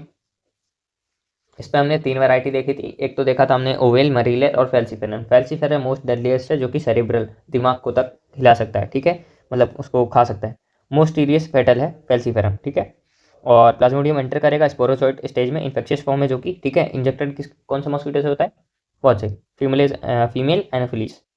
देन ये लीवर में जाके मल्टीप्लाई करेगा। देन आरबीसी को हिमोजोइम में इफेक्ट करेगा जहाँ पे चिल विल फील होगा तुमको। देन ये गैमिटोमिट मेल फीमेल बनाएगा, तुम्हारे बॉडी के अंदर घूमते रहेंगे, नया मच्छर आएगा, खा के जाएगा, दूसरे को इन्फेक्ट करेगा, और वहाँ पे ये सारी बातें होंगी, ठीक है। सेक्सुअल लाइफ ऑलवेज मच्छर के अंदर और एसेक्सुअल लाइफ ह्यूमन के अंदर, ये हमने देख ही लिया है कि 3 से 4 दिन में बेसिकली चिल और फीवर फील होता है। मॉस्किटो बाइट करता है, पैरासिटिक टाइप सा है, स्पोरोजोइट स्टोर करेगा इन सलाइवरी ग्लैंड के अंदर, ठीक है। स्पोरोजोइट कहाँ होगा, स्टोर होता है सलाइवरी ग्लैंड के अंदर, मच्छरनी की है ना, मच्छरनी है वो, नॉट मच्छर। मलेरिया पैरासाइट, ह्यूमन मॉस्किटो, ये सारी बातें हो गई हैं। तो मलेरिया की क्या नीड रहती है लाइफ साइकिल के लिए, एक ह्यूमन एक फीमेल वाला मॉस्किटो। यहाँ पे तुम देख सकते हो इजीली मैंने बना के रखा है। एंड इफ यू वांट तुम अपने एनसीईआरटी में भी ऐसा लिख सकते हो अगर तुमको समझ रहे हो। जैसे इन्फेक्शियस स्टेट स्पोरोजोइट है, लीवर पे हिपैटोसाइट वाले सेल यहाँ पे सिंगोमी करेंगे, ठीक है। देन आरबीसी को इन्फेक्ट करते हुए रप्चर होगा, हिमोजोन रिलीज होगा, सिम्टम्स आएंगे, फीवर आएगा, ठीक है। देन मेल और फीमेल गैमिटोफाइट रहेगा, ब्लड के अंदर घूमता रहेगा, नया मच्छर इन्फेक्टेड पेशेंट को खाएगा, मच्छर अपने मुंह में ये सारा स्पोरोजोइट भर लेगा, जिसकी वजह से वहाँ पे फर्टिलाइजेशन होगा उसके गट के अंदर, फिर फर्दर देन स्पोरोजोइट उसके सलाइवरी ग्लैंड में इकट्ठा होते होते वो दूसरे को, हेल्थी वाले को इन्फेक्ट कर सकता है। प्रोटोजोआ सिंपल सी बात है, एंटोमोeba हिस्टोलाइका, लार्ज इंटेस्टाइन, वही contaminated food and water with the congested अपना वो सारा कुछ, वही कॉन्स्टिपेशन, पेट से संबंधित सारी जो बातें हमने पढ़ी एनसीईआरटी में सारा कुछ हुई है, ठीक है। हाउस फ्लाई से होता है, इसमें कोई भी ऐसा कंप्लीटिंग के लिए लाइफ साइकिल के लिए अलग सी बात नहीं चाहिए, एक वेक्टर दैट्स इट, ठीक है। और एमओबीएक्स डायसेंट्री देख ली हमने, वही है। देन आता है मेरा एस्केरियस, वही एनिमल किंगडम का घुमा हुआ, मेल छोटा सा और फीमेल बड़ी सी। और क्या था इसमें, इंटेस्टाइनल ब्लॉकेज रहेगा जिसकी वजह से अच्छे से उसका काम नहीं हो पाता है और ब्लीडिंग होती है, ठीक है। वही है बेसिकली, तुम समझ सकते हो पेट के अंदर कीड़ा घुस गया जो कि तुम्हारे अंदर से खा रहा है, खाने की वजह से इंटरनल ब्लीडिंग हो गई, दैट इट, ठीक है। अपना ये एलिफेंटियसिस फाइलेरियसिस, वही हाथी पाँव, लिम्फोइड ऑर्गन्स फूल फाल गए हैं, ठीक है। और लोअर लिम्ब ज़्यादातर इफेक्ट रहेंगे। मोड ऑफ ट्रांसमिशन क्या है, क्यूलेक्स मॉस्किटो, ठीक है, ये बातें हो गई हैं। कुछ भी छूटा नहीं है। Large intestine, constipation, mechanical carrier के बारे में भी हो गया है। देन एस्केरियसिस में क्या है कि राउंड वॉर्म है, मोस्ट कॉमन हेलमिंथ वाला, पैथोजेनिक टू मैन है। एस्केरियसिस इंटेस्टाइनल पैरासाइट है, बेसिकली एग जो है इसके पैरासाइट के वो क्रिएट होते हैं by the faecal of infected person और कंटेमिनेटेड सॉइल से और वाटर प्लांट से हो सकता है। एक्वायर होता है this infection through the contaminated water, vegetable, fruits. अगर वो चिड़िया की बात करता हूँ तो ये भी एक फाइलेरियल वॉर्म है, स्लोली डेवलप करेगा क्रोनिक इन्फ्लेमेशन जिसकी वजह से बहुत सालों से उसकी लिम्फेटिक वेसल्स फूल उल जाती हैं, लोअर लिम्फ की डिसीज कॉज करेगा जिसका नाम है फाइलेरियसिस या फिर एलिफेंटियसिस। कॉज क्या है, क्यूलेक्स मॉस्किटो। अभी फंगाई की बात करते हैं तो माइक्रोस्कोरम, ट्राइकोफाइटन और एप्रीमायोफाइटन, ठीक है। नाम ये इतना आ सकता है पर ध्यान से ये देख लेना कि स्पेलिंग जो है मिसमैच नहीं मारा है, ठीक है। ये सारी कैटेगरी एक ही में आएंगी। रिंगवर्म, फंगाई जितने भी हमने देखा है, जैसी सूटेबल इन्वायरमेंट चाहिए वही दे देना है तुमको, ठीक है। और स्किन फोल्ड्स में यह ज़्यादातर हो रहा होता है, ठीक है। लेसेंस वैक्सेंस बेसिकली इंटेंस ईचिंग के साथ फंगस ग्रो करता है। और यूज्ड टॉवल ओवल जो भी इन्फेक्टेड पर्सन का अगर वो कोई यूज़ करता है तो दिक्कत रहती है। फिर हमारा ये है बातें कि इंट्रोड्यूस करता है, जैसे फिशेस है, ये इंपॉर्टेंट है, फैक्ट है बेसिकली कि फिशेस जैसे कि गैम्बूसी है ना, वो क्या है कि अगर तुम्हारा कोई भी पॉन्ड है उसमें मॉस्किटो के लार्वे हैं सो वो खा लेती हैं। इट मीन कि अगर तुम्हारे घर के आसपास कोई तालाब है वहाँ पे गैम्बूसिया फिश फेंका हो, क्यों? क्योंकि जो मॉस्किटो का लार्वा है वो ब्रीड नहीं कर पाएगा, क्यों? क्योंकि सारी गैम्बूसिया फिश उसको खा जाएंगे, सिंपल। तो मच्छर जब पैदा नहीं होंगे नए तो दिक्कतें ही नहीं होंगी उस सोसाइटी के अंदर। सो क्या करना है दोस्तों, सबको अपने घर के पॉन्ड वॉन्ड में कहाँ गैम्बूसिया फिश ले के पटक देनी है कि वो गैम्बूसिया फिश तुम्हारा काम करे। एडिस मस्कीटोज को तो क्या करेगा, डेंगू चिकनगुनिया जैसी बातें करेगा, और बहुत सारे इंडिया में होता रहता है ये सब। ठीक है, कंप्लीटली इरेडिकेट करना है, इरेडिकेट करना है डेडली डिसीज जैसे कि स्मॉल पॉक्स हो गया, पोलियो, डिप्थेरा, निमोनिया, टिटनेस, इन सबको कंट्रोल किया जाता है बाय द वैक्सीन, जो कि हमने देख लिया है। ठीक है, इम्यूनिटी वाली बातें हमने कर ली हैं। अब हमारा कौन सा पार्ट बचता है, ये भी हो गया, ये भी हो गया है। हाँ, इट्स में ये वाली बातें तुमको पता ही है। इसका फुल फॉर्म 1981 में अमेरिका में यूएस में हुआ था, 25 मिलियन पर्सन जो है लपेटे गए थे इसके द्वारा। ठीक है, एड्स में बेसिकली होता क्या है कि ह्यूमन इम्यूनो डिफिशियंसी वायरस वगैरह है, रेट्रो वायरस वाली बातें हैं। इस पर ट्रांसमिशन होगा HIV infection generate by the sexual contact of infected person of the contaminated या फिर ब्लड ट्रांसफ्यूजन। तीसरी बातें हैं कि ड्रग व्रग सेम ही से हो रहा है, इंट्रावेनस ड्रग जो भी है लेते हैं। देन अच्छा, ये इंट्रावेनस ड्रग्स हैं, अगर कोई भी ऐसा वेंस की जगह कुछ और लिख देता है तो दिक्कतें हो सकती हैं। Infected mother to child 33% only. Then यहाँ पे डायग्राम बना हुआ है, सो याद कर सकते हो अगर तुम्हें चाहिए। बेसिकली ABC अगर करके दिया हो तो वो काम आएगा। जैसे फिर भी बता देता हूँ, रेट्रोवायरस वायरल का है, सबसे पहले क्या करेगा, माइक्रोफेज को इफेक्ट करेगा। वहाँ पे क्या करेगा, रिवर्स ट्रांसक्रिप्टेज करके एक्चुअल में ह्यूमन जीनोम के साथ इंटरेक्ट करते हुए उसको लपेटेगा, इट मीन्स की इफेक्ट करेगा। देन अपना पूरा जाल फैलाएगा ये। ठीक है, नए virus can infect other cell. ये स्प्रेड नहीं होता है टच से या फिर फिजिकल कांटेक्ट से, ये बातें जो है इंपॉर्टेंट लिखी हुई हैं एनसीईआरटी के अंदर। ठीक है, ये स्प्रेड होता है by the only body fluids. Body fluids कैसा भी हो सकता है। Always by time lag between करता है इन्फेक्शन और अपेयरेंस ऑफ एड्स के सिम्टम्स की वजह से, और यूजुअली 5 से 10 साल लग जाते हैं एक पर्सन को आइडेंटिफाई करने में कि उसको एड्स है या नहीं है। ठीक है, वायरस इंटर करता है मैक्रोफेज के अंदर, आरएनए जीनोम है basically virus, viral DNA help करेगा, एंजाइम कौन सा, बहुत से रिवर्स ट्रांसक्रिप्टेज यूज़ करके इनकॉर्पोरेट करेगा ह्यूमन डीएनए के साथ, और वायरस प्रोड्यूस करेगा बहुत सारा। ठीक है, और यहाँ पे हाईजैक कौन से सेल होंगे, basically T lymphocyte, TH helper cells replicate करेंगे, प्रोड्यूस करेंगे progeny of virus and blood attack, वही बातें होंगी यहाँ पे। ठीक है, जो रिपीटेडली बेसिकली प्रोग्रेसिव डिक्रीज होगा यहाँ पे टी हेल्पर सेल का, और 200 mm³ से कम हो जाती हैं बातें। ठीक है, और सफरिंग होगा इन्फेक्शन से, जिसकी वजह से अदर बैक्टीरिया जैसे छोटे मोटे जो हैं टॉक्सो जैसे प्लाज्मा और माइकोबैक्टीरियम वायरस, ऐसी बातें भी कॉज करने लगती हैं बहुत ज़्यादा दिक्कतें। ठीक है, इसीलिए एड्स के लिए एक प्रीलिमिनरी टेस्ट है जो कि है नाम एंजाइम लिंक्ड इम्यूनोसॉर्बेसेंट ऐसे। ठीक है, वो फुल फॉर्म भी पूछा जा सकता है, और सिंपल सी बातें हैं। और कन्फर्मेटरी टेस्ट कौन सा इसका बताओ, वेस्टर्न ब्लॉट। प्रिवेंशन क्या करना है, क्योर योर तो है नहीं हमारे पास। ठीक है, so don't die in ignorance, भाई अज्ञानता पे मत मरो भाई। और नेशनल एड्स कंट्रोल ऑर्गेनाइजेशन भी है, NGOs हैं बहुत सारे अवेयरनेस क्रिएट करने के लिए। WHO ने भाई बहुत सारे प्रोग्राम्स भी चलाए हैं ताकि HIV जो इन्फेक्टेड पेशेंट है उनको बता सके कैसे क्या करना होता है और क्या नहीं करना होता है। वही बात है अवेयरनेस के बारे में है, क्या नहीं करना चाहिए क्या नहीं करना चाहिए, ये तुमको पता है, कॉमन सेंस लगा के तुम सब समझ जाओगे। ठीक है, टेस्ट करा लेना चाहिए पहले भी, पता हो या ना हो सिम्टम्स आने के, क्योंकि 5 से 10 साल लग जाते हैं। कैंसर की बातें करते हैं अब हम। कैंसर में क्या रहेगा, सिंपल हमको पता है कि ह्यूमन बींग्स के अंदर मोस्ट ड्राइड भाई डिसीज़ है, जो कि मेजर कॉज है भाई पूरे धरती के। ठीक है, सो कैंसर एक अनरेगुलेटेड या फिर अनकंट्रोल्ड सेल डिवीजन है। नॉर्मल सेल जो रहता है उसका एस शेप्ड का ग्राफ रहता है। ठीक है, जिसमें ग्रोथ फाइनाइट रहती है। एस क्यों है, क्योंकि यहाँ पे जाके रुक जा रहा है, पर जो कैंसर है भाई ये जे शेप के हैं, है ना, इनफाइनाइट नंबर है। कॉन्टैक्ट इनहिबिशन नाम की एक वस्तु होती है, जिसमें मान लो अगर ये तुम्हारा एक स्पेस है, यहाँ पे बहुत सारे सेल हैं, जैसे ही ये सेल ऐसा हो जाता है अगर कॉन्टैक्ट आ गया है तो यहाँ पे ये सेल डिवीजन करना बंद कर देगा नॉर्मल केसेस में। पर कैंसरस में क्या है भाई, इस जगह इतनी है, इसी में भरे जा रहा है भरे जा रहा है भरे जा रहा है, सो यहाँ पे दिक्कतें हो जाती हैं, कॉन्टैक्ट इनहिबिशन नहीं होता, पॉलीप्लॉइडी हो जाती है। ठीक है, और कंप्लीट करेंगे वाइटल न्यूट्रिएंट्स के लिए। अब ट्यूमर इसी को कहते हैं जब एक ही जगह पे बहुत सारे सेल भर जाएं। अब ये दो टाइप के हो सकते हैं, एक तो बिनाइन ट्यूमर हो सकता है जो कि इनिशियल स्टेज में है, देन मैलिगेंट जो कि फाइनल स्टेज में। कैंसरस सेल जो रहते हैं कन्फाइंड रहते हैं और एक ही लोकेशन के लिए हैं। ठीक है, तो स्प्रेड नहीं हो रहा है किसमें, बिनाइन में, अभी बिगिनिंग है। ठीक है, इसलिए ज़्यादा दिक्कतें नहीं है। ठीक है, अगर मैलिगेंट की बात करता हूँ, इसमें फाइनल स्टेजेस आ गए हैं, इसमें बहुत ज़्यादा दिक्कत है, पूरी जगह पे फैल गया है, मेटास्टेसिस है। मेटास्टेसिस का मतलब क्या है कि स्प्रेडिंग हो गया कैंसरस सेल का। तो अगर तुमको ऐसा डेफिनेशन बना के आता है मेटास्टेसिस मीन्स की बॉडी फंक्शनिंग नॉर्मली, तो ये गलत है। ठीक है ना, ये बातें जो है एक बार आई थी एजर्सन पेज में, इसलिए मैं सोचा बता दूँ तुम्हें। ठीक है, मेटास्टेसिस का ध्यान देना है कि स्प्रेड करेगा कैंसर सेल में, इसीलिए मोस्ट फियर्ड मैलिगेंट ट्यूमर भी है ये। ठीक है, अब ऑन्कोजीन्स क्या होते हैं, ऑन्कोजीन्स ऐसे जीन्स होते हैं जो कि कैंसर कॉजिंग जीन्स हैं, जैसे वायरल ऑन्कोजीन्स या फिर सी सेलुलर ऑन्कोजीन्स। ठीक है, बेसिकली इसमें क्या हो रहा है वायरल में कि वायरस कॉज कर रहा है कैंसर, और दूसरे वाले में सी ऑन्कोजीन जिसको तुम सेलुलर वाले बात कर रहे हो, इसमें क्या हो गया म्यूटेशन हो गई है। अब कैंसर के कॉजिंग एजेंट होते हैं जिसको हम कार्सिनोजेन्स बोलते हैं। ठीक है, जो कि बहुत सारे केमिकल्स में हो सकता है, जैसे सिगरेट स्मोक्स में हो सकता है, और अल्फा टॉक्सिन हो सकता है, और कैडमियम बेसिकली ऑक्साइड जो कि प्रोस्टेट कैंसर होता है। ठीक है, और ये जो एल्कोहल अब्यूज़ करने पे liver cancer, cirrhosis. Then cigarette का स्मोक तुमको पता ही है, और radiation alpha beta gamma rays हमने उसमें भी देखा है, प्रिंसिपल ऑफ इनहेरिटेंस में सारे टाइप के वेव्स जो रहती हैं अल्फा गामा और यूवी रेज वो कैंसर कोजिंग है। देन वायरस ऑन्कोजीन्स जो कि हैं, ठीक है, और ये बातें लिखी हुई हैं। ठीक है, सो कैंसर डिटेक्ट कैसे करेंगे और उसका डायग्नोसिस क्या है, बहुत सिंपल सी बातें हैं। बायोप्सी करा लो, या फिर बायोप्सी में क्या रहता है कि एक छोटा टिश्यू उसको एग्जामिन करता है, रेडियोग्राफी में एक्सरे करा लो, सीटी में ये करा लो। बेसिकली आप पता कराने के लिए दुनिया भर की मशीन है, तुम कोई भी प्रेफर कर सकते हो। ठीक है, पहले बायोप्सी और हिस्टोपैथोलॉजिकल स्टडी कर सकते हो। रेडियोग्राफी में एक्सरे होता है सबसे पहले, सिटी स्कैन में क्या होगा, एक्सरे इन 3D वर्जन। ठीक है, MRI scan magnetic resonance imaging है ये। ठीक है, ज़्यादातर एमआरआई ही होता है क्योंकि ये सेफेस्ट रहता है, नॉन आयोनाइजिंग रेडिएशन यूज़ करता है और मैग्नेटिक फील्ड होता है। इसका जस्ट मेंटेनेंस का खर्चा 7 लाख रुपये पर मंथ होता है, चाहे तुम यूज़ करो इस मशीन को या ना करो।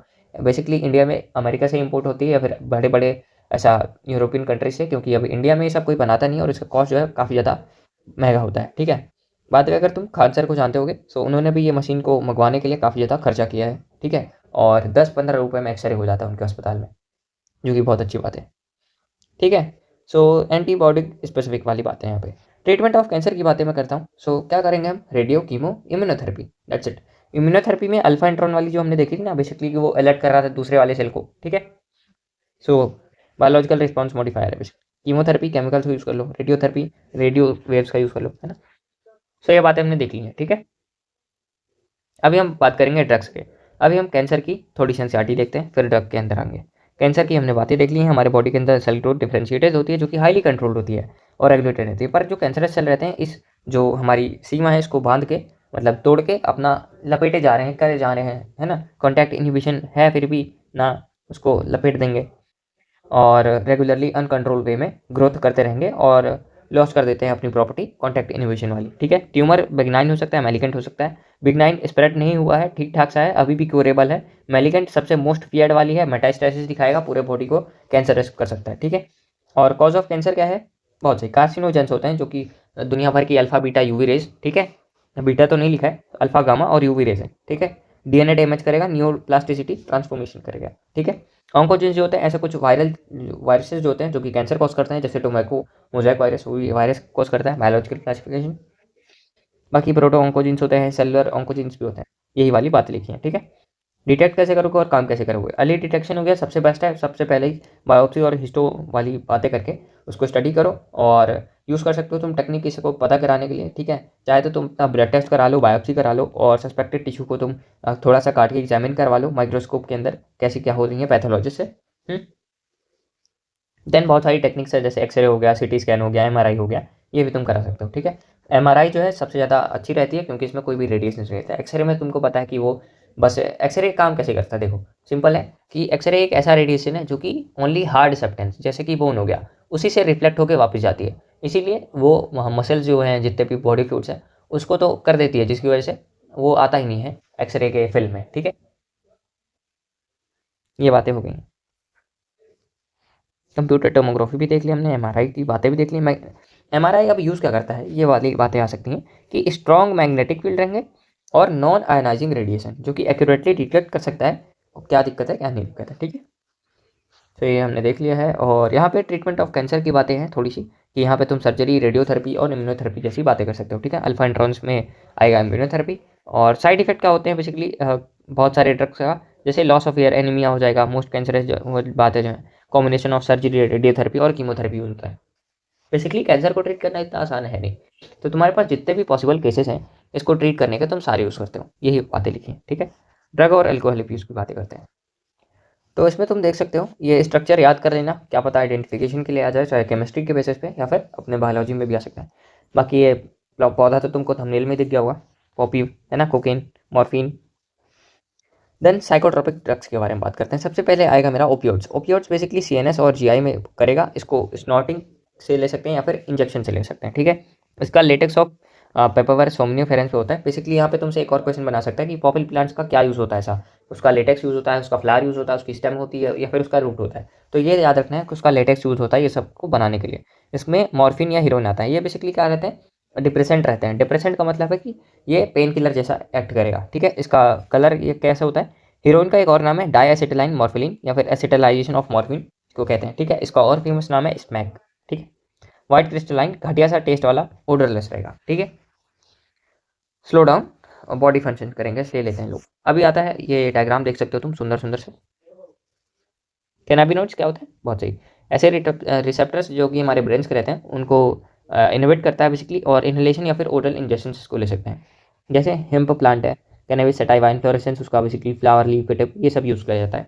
जैसे हसीस चरस गांजा, और यही बातें हैं, ठीक है।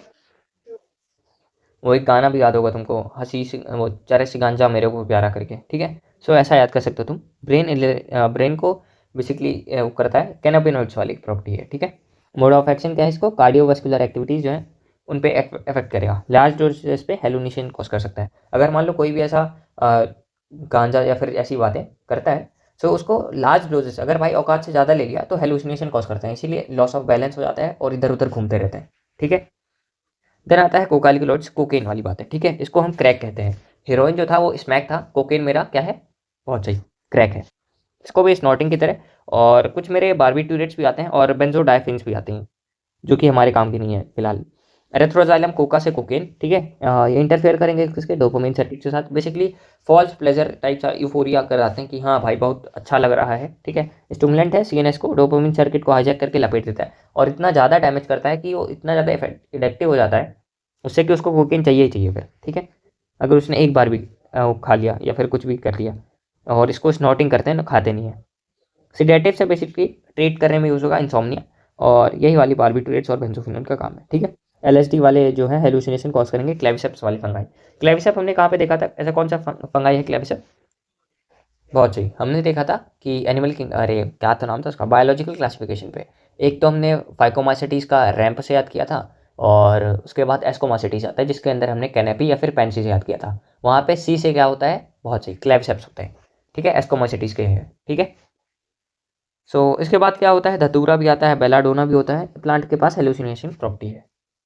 अब तुम्हें लग रहा होगा भाई इतनी सारी ज्ञान की बातें इसने बोल तो दी हैं, अब इसको याद कैसे करूँ। तो याद करने के लिए बाकी ये भी है तुम्हारे पास, अल्ट्राटिक्स के हैं कि ओपियोड्स। ओपियोड्स क्या है, बेसिकली एकदम स्लीपी फील कराती हैं। ओ से तुम याद कर सकते हो आउट ऑफ पेन किलर, ठीक है। ओ से आउट ऑफ पेन किलर, ठीक है। आउट ऑफ पेन किलर का मतलब है तो डिप्रेसेंट की तरह ऐड करेगा, ठीक है। सो पेन किलर और ड्राउजीनेस जैसा फील होगा, ब्रीदिंग स्लो रहेगी। कैनाबिस, ठीक है, कैनाबिस सटाइवा वाली बातें जो है वो सिली वाली हैं, ठीक है ना। सिली में कैसे हो सकता है कि एकदम भाई मजे में है इंसान, चिल फील कर रहा है कैनाबिस में, ठीक है। इसमें चिल का फील करेगा वो जब वो यूफेरिया फील कर रहा हो या फिर हेलुसिनेशन जैसी हेम्प प्लांट्स का इंटेक किया हो, ठीक है। समझ आ गया, वही हंसी चेहरा से गांजा मेरे को प्यारा, ठीक है। मेरे को नहीं, वो गाना है भाई। कोका एल्कलॉइड्स माने स्पीडी, स्पीडी का मतलब है कि उसका डोपामिन सर्किट हाईजैक करके बहुत ज़्यादा स्टिमुलेंट की तरह एक्ट कराएगा और स्नॉट करके मजे करते रहते हैं, सो कॉल्ड, ठीक है, जो कि काफ़ी ज़्यादा गुलाम रहते हैं कोकेन के। इसके बाद टोबैको या फिर निकोटीन की बातें करता हूँ। ये काफ़ी ज़्यादा स्टिकी टाइप है इसका। स्टिकर का मतलब क्या है, बहुत सही, इसमें क्या रहता है, एकदम ऐसा लीगल स्टिमुलेंट है जो कि चिपका हुआ है हर एक इंसान की जीवन में। तुमने काफ़ी सारे ऐसे लोगों को देखा होगा, जब भी वो गुटखा लेता है तो उसके साथ एक छोटा सा पैकेट और मिलता है जो कि टोबैको का होता है, ठीक है। ये भी एक स्टिमुलेंट की तरह ही काम करता है जो कि कार्डियोवास्कुलर वाली बातों को इफेक्ट करेगा, ठीक है। सो टोबैको च्यू किया जाता है, स्निफ किया जाता है, इवन स्मोक भी किया जाता है। निकोटीन रहता है जो कि एड्रीनल ग्लैंड को स्टिमुलेट करके उसकी हार्ट रेट बढ़ाएगा, ब्लड रेट बढ़ाएगा, ठीक है। Epinephrine, non epinephrine. स्मोक में कार्बन मोनोऑक्साइड हो सकता है जो कि ब्लड के लिए हार्मफुल है, ठीक है। क्यों, क्योंकि कार्बन मोनोऑक्साइड की एफिनिटी भाई 150 से 200 गुना ज़्यादा होती है।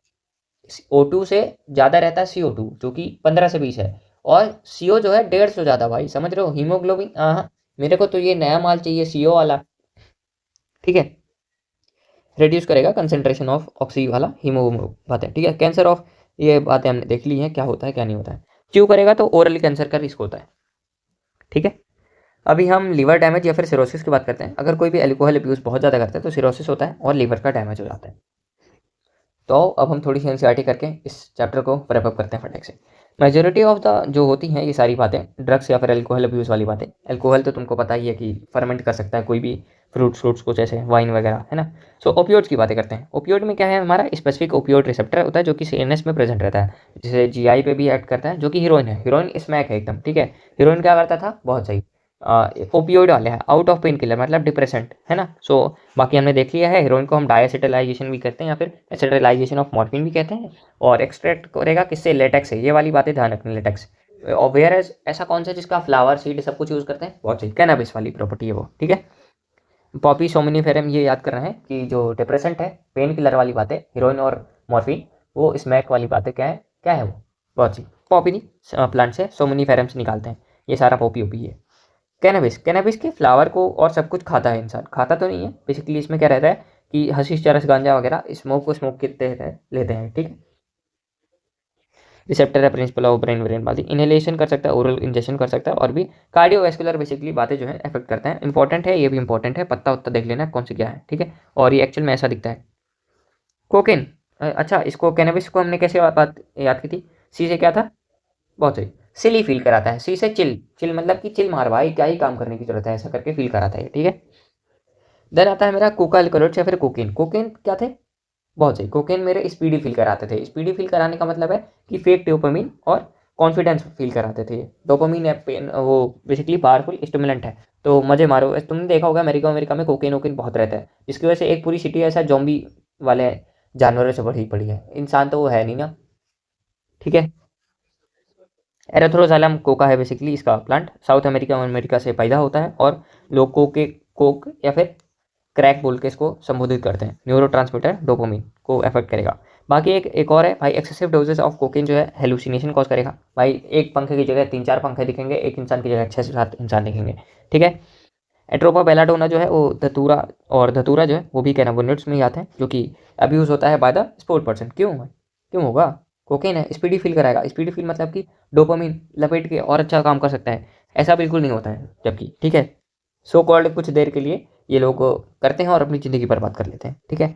और बारबिटूरेट जैसे ड्रग और एम्फेटामिन्स, बेंजोडाइफिन्स जो होते हैं, और भी सिमिलर ड्रग्स होते हैं ऐसे, जो कि पेशेंट को दिए जाते हैं ताकि वो डिप्रेशन और इंसोम्निया से निकल सके, ठीक है। इसीलिए डॉक्टर्स जो रहते हैं ये काफ़ी ज़्यादा वल्नरेबल रहते हैं, क्योंकि कुछ डॉक्टर जो रहते हैं वो भाई डॉक्टर तो बन जाते हैं, पर वही बालक बुद्धि के साथ लेके वो कोकेन और इसका अब्यूज़ कर सकते हैं। इसीलिए मैं पहले ही बता दे रहा हूँ दोस्तों, तुम लोग को ये सारी हरकतें नहीं करनी है, क्योंकि तुमको ट्रस्ट करके दिया जाता है कि तुम पेशेंट जो कि डिप्रेशन इंसोम्निया से सफ़र कर रहे हैं उनको तुम कोकेन जैसी तो नहीं दोगे, पर बेंजीन वो बारबिट्रेट्स, बेंजीन वाला डायफिन्स वाली बातें और बेलाडोना, ये सब तुम क्यों दोगे, ताकि वो इंसोम्निया डिप्रेशन से निकल सके। खुद नहीं लेना है फालतू में। और हाँ, ये भी नहीं कह सकते तुम अपने दिमाग को कि भाई मेरे को डिप्रेशन हो रहा है तो साइकेट्रिस्ट के पास जा, फिर डॉक्टर से ही लेना, भले तू डॉक्टर है। Morphine is very effective sedative और pain killer, very useful in patient, और अंडरगो करता है बेसिकली सर्जरी वर्जरी पे, तब बाकी काम आएगा पेन किलर की तरह, ठीक है। इसके बाद टोबैको का हमने देख ही लिया है, स्टिकी वाला है, सबके पास रहता है, अवेलेबल रहता है, लीगल है ना। और टोबैको भाई ह्यूमन बींग से 400 साल पे, और ये पोर्तुगीज लेके आए थे यहाँ पे, ठीक है।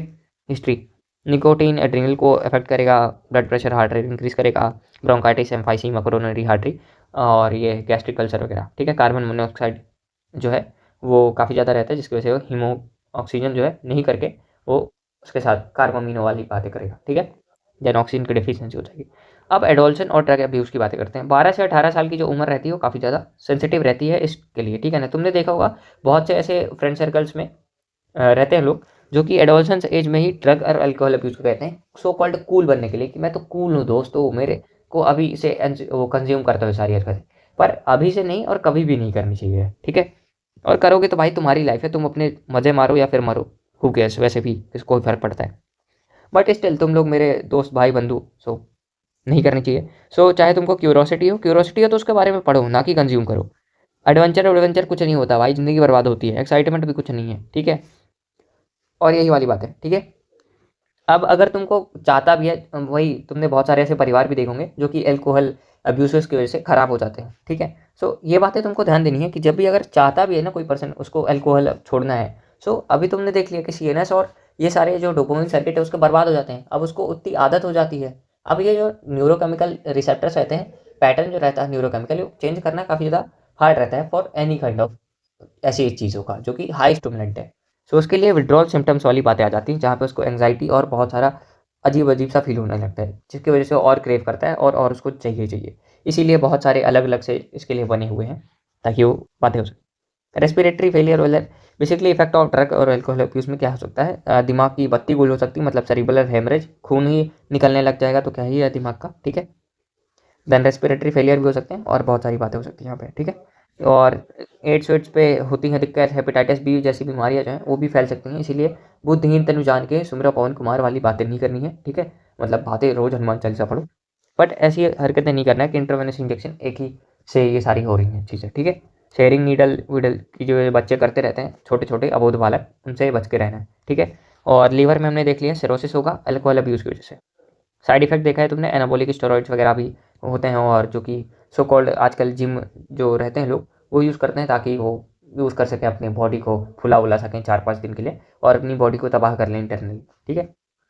सो अवॉइड करना है अंडर पीयर प्रेशर पे, और एजुकेशन काउंसलिंग लेते रहने हैं, हेल्प लेना है भाई पेरेंट और पीयर से। और मैं बता रहा हूँ दोस्तों, पेरेंट कभी भी ऐसा नहीं रहता, सबसे अच्छे पेरेंट्स होते हैं, ठीक है। पेरेंट्स को तुम ये नहीं है कि ये वैसे भी पेरेंट नहीं होना चाहिए कि बच्चे को छोड़ ही नहीं रहे, बट ये बात है दोस्तों, तुम सारी चीज़ें कुछ करो ना करो शेयर करना अपने पेरेंट के साथ, वो तुमको एक गाइडेंस देते हैं कि तुम्हें क्या करना चाहिए क्या नहीं करना चाहिए। और वैसे भी जो तुम्हारा एक्चुअल में सोल है वो तुमको गाइड करता रहता है क्या करना चाहिए क्या नहीं करना चाहिए, in spite of you are not that arrogant कि तुम इग्नोर मार दो, ठीक है। Looking for danger science, seeking कर रहे हैं हेल्प, और यही सारी हमारे चैप्टर वाली बातें होती हैं। आई नो भाइयों, मैंने अवेयरनेस पे थोड़ा ज़्यादा ध्यान दिया है, और ये सारी बातें जो हैं ख़त्म होती हैं। बहुत सुंदर सुंदर सी स्लाइड, आई होप तुमने इन्जॉय की हो। और कोई भी रहता है दोस्तों अगला चैप्टर तुम्हें पढ़ना हो, जस्ट कमेंट करो और आओ साथ में अगला चैप्टर पढ़ते हैं। आई एम थिंकिंग अबाउट कि मैं माइक्रोब्स ला दूँ या फिर MBI, ठीक है।